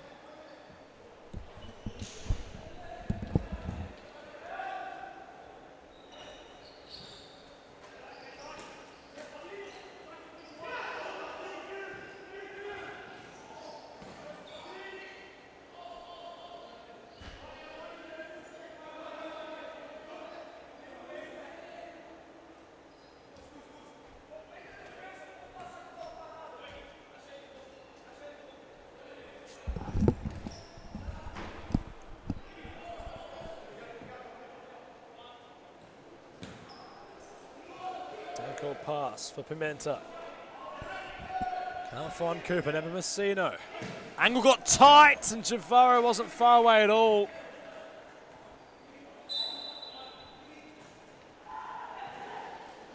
You just wonder with Nepomuceno. Of course, he was at Pascoe Vale the first half of the season. Many attacking-minded players in that side, so it wasn't exactly easy for him to really relish within it. Though he had some decent performances. It must be said, imagine him in a team like the one he's up against. As meanwhile, City's still going as the post hit again. Kane frustrated. The mystery man of number 18 making things work. KDS, slow to get up. He's captain having a chat with Moana. He's not very happy returning KDS. That's some of the official decisions tonight as Cooper won't be happy about that one. Cardle trying to spring on some encouragement. We're in stoppage time. Alice, Havey, snapshot save. KDS now has Pimenta on for the pass and in for the goal. We've lost count at how many times those two have combined. Textbook Moreland Blues goal. They're relishing and some fine attacking display that they're putting on.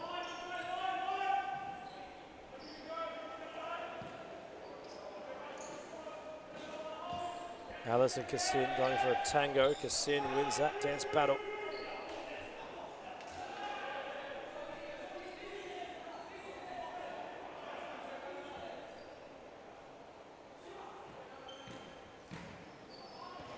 Alice stepping over.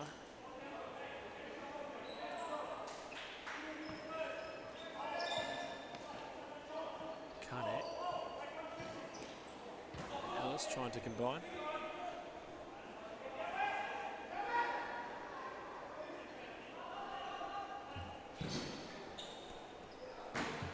Alice's low effort won't really go anywhere.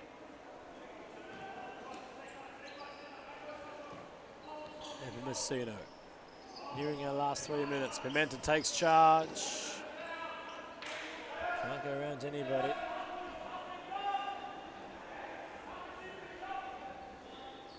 And Cooper next to Messino. They're relatively similar in size. Pimenta, obscure angle, nearly lost the ball, has lost the ball. Alice, great first time pass, gets it back. Maybe barely had to move. Cardle, Cooper, for Pimenta, nicely constructed move from the Blues. Cassin into the path of Nepomuceno, side possession with the Blues.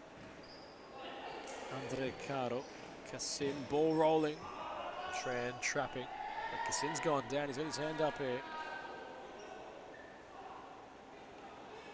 Looks to be a little bit of pain there, Lucas Cassin. Yet again, it's a scene we don't like witnessing. It's happened a couple of times tonight. He's back up on his feet. He will jostle off. It was not in the nature, of course, of Josh Allen, but he'll be feeling it.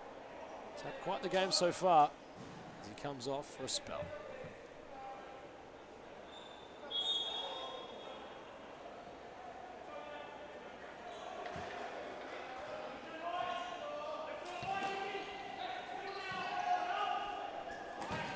Kane, nearly the near post. Havey taking no chances.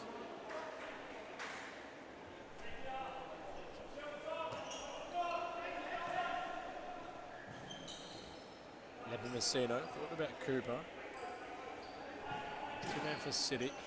Gets it back, trying to conduct things. Javaro in possession, nearing our final 2 minutes.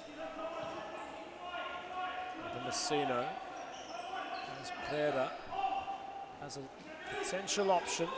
Pimenta closes out the space.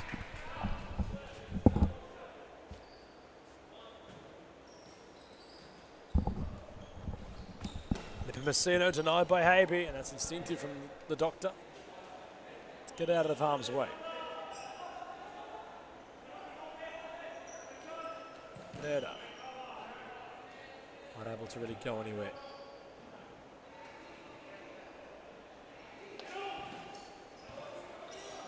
Can it? Is there a late consolation prize for City? Can't go around the doctor. Has managed to. Cardo. Cooper liked the idea, but just never found him. Nepomuceno. Preda goes around Pimenta through his gates. Badagos. Taking any chances. Habe had to readjust. Nepomuceno, the paint of halfway, tried something.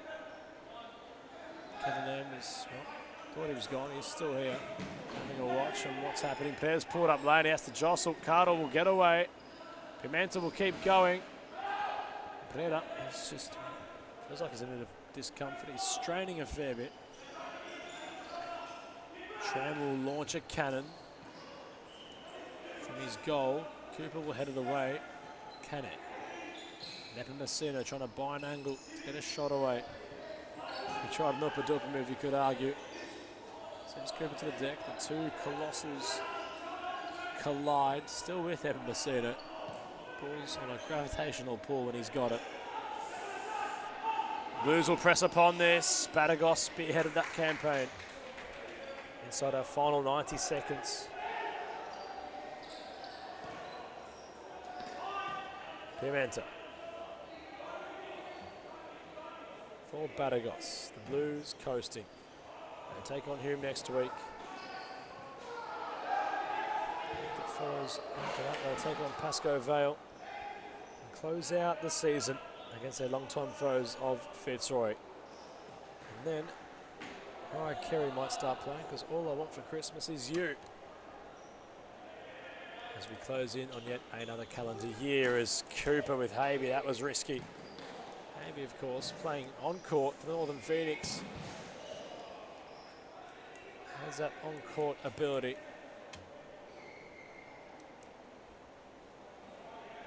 Dare I say, he's pretty quick for his size. All considered. Rather nimble too.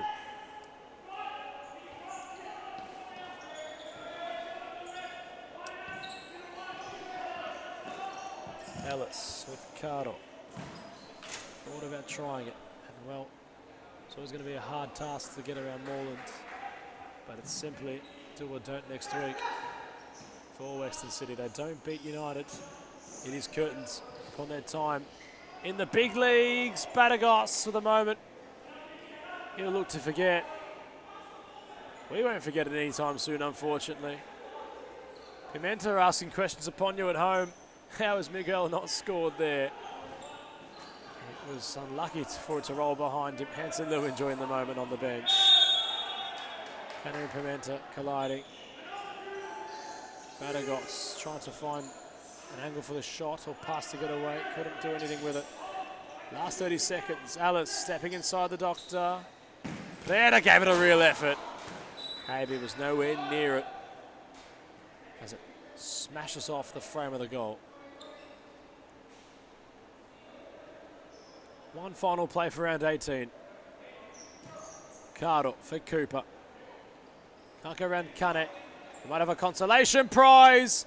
Wee down the slide goes Pimenta. And Alice took his mind right off it.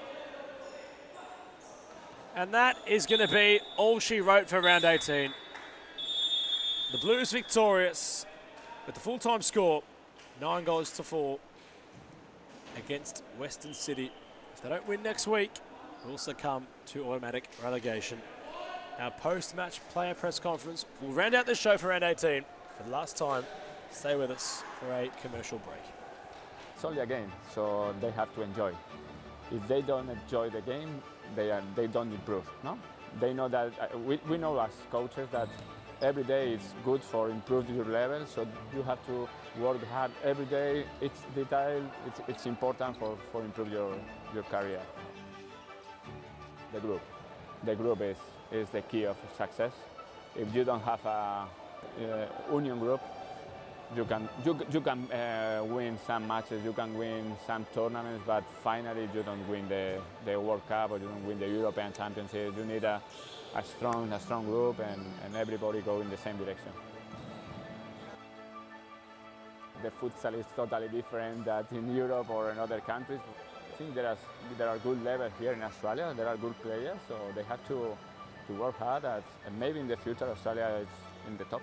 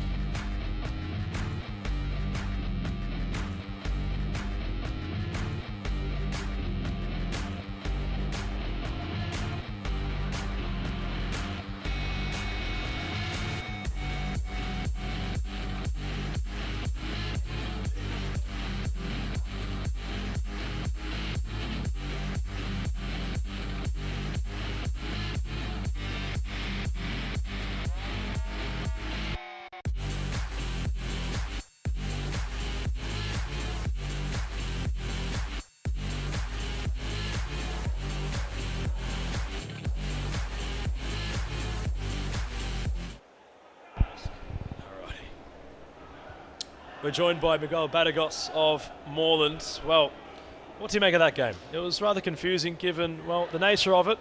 I need your thoughts on it. Yeah, just one of those games, really. I think it was hard to find the rhythm, both teams, really. And I think there was a patch there of maybe 10 minutes or so where we were a bit more comfortable on the ball, did a few things, got a few goals in front, and I think that just got us over the line in the end. So that's all there was today. It was a bit sort of, calls were a bit funny with the ref as well, and the game was a bit all over the place. So, yeah, it is what it is. We'll take it. Just touching upon the ref, of course, Adam Cooper still having a chat to the officials out there. What do you make of the sending off for Sess McCullough? Yeah, look, I mean, I'm not going to comment too much about, what I think. It doesn't matter. It's irrelevant at the end of the day. But, some of the calls, I think there's just a lot of inconsistency, man. We see, lots of calls being thrown, some not given for the same thing, players getting sent off, players not getting sent off, and I think there just needs to be a bit more consistency across the board, and yeah, that's all it is really. I've got nothing much else to say about that. Shifting our focus lastly onto your own performance, a couple of goals returning for the Blues. Being back on court, it's got to feel good. It does, especially at my age. You take every game, you can't take any game for granted, so anytime I step on that court, I really appreciate it, and I'm really grateful to play with a good bunch of boys, so it's really good, and yeah, I enjoy it, so yeah. We enjoy your company. Miguel Badagos of the Moreland Blues. That wraps up round 18. Until next week, we'll catch you live on YouTube. Have a nice weekend. Thank you.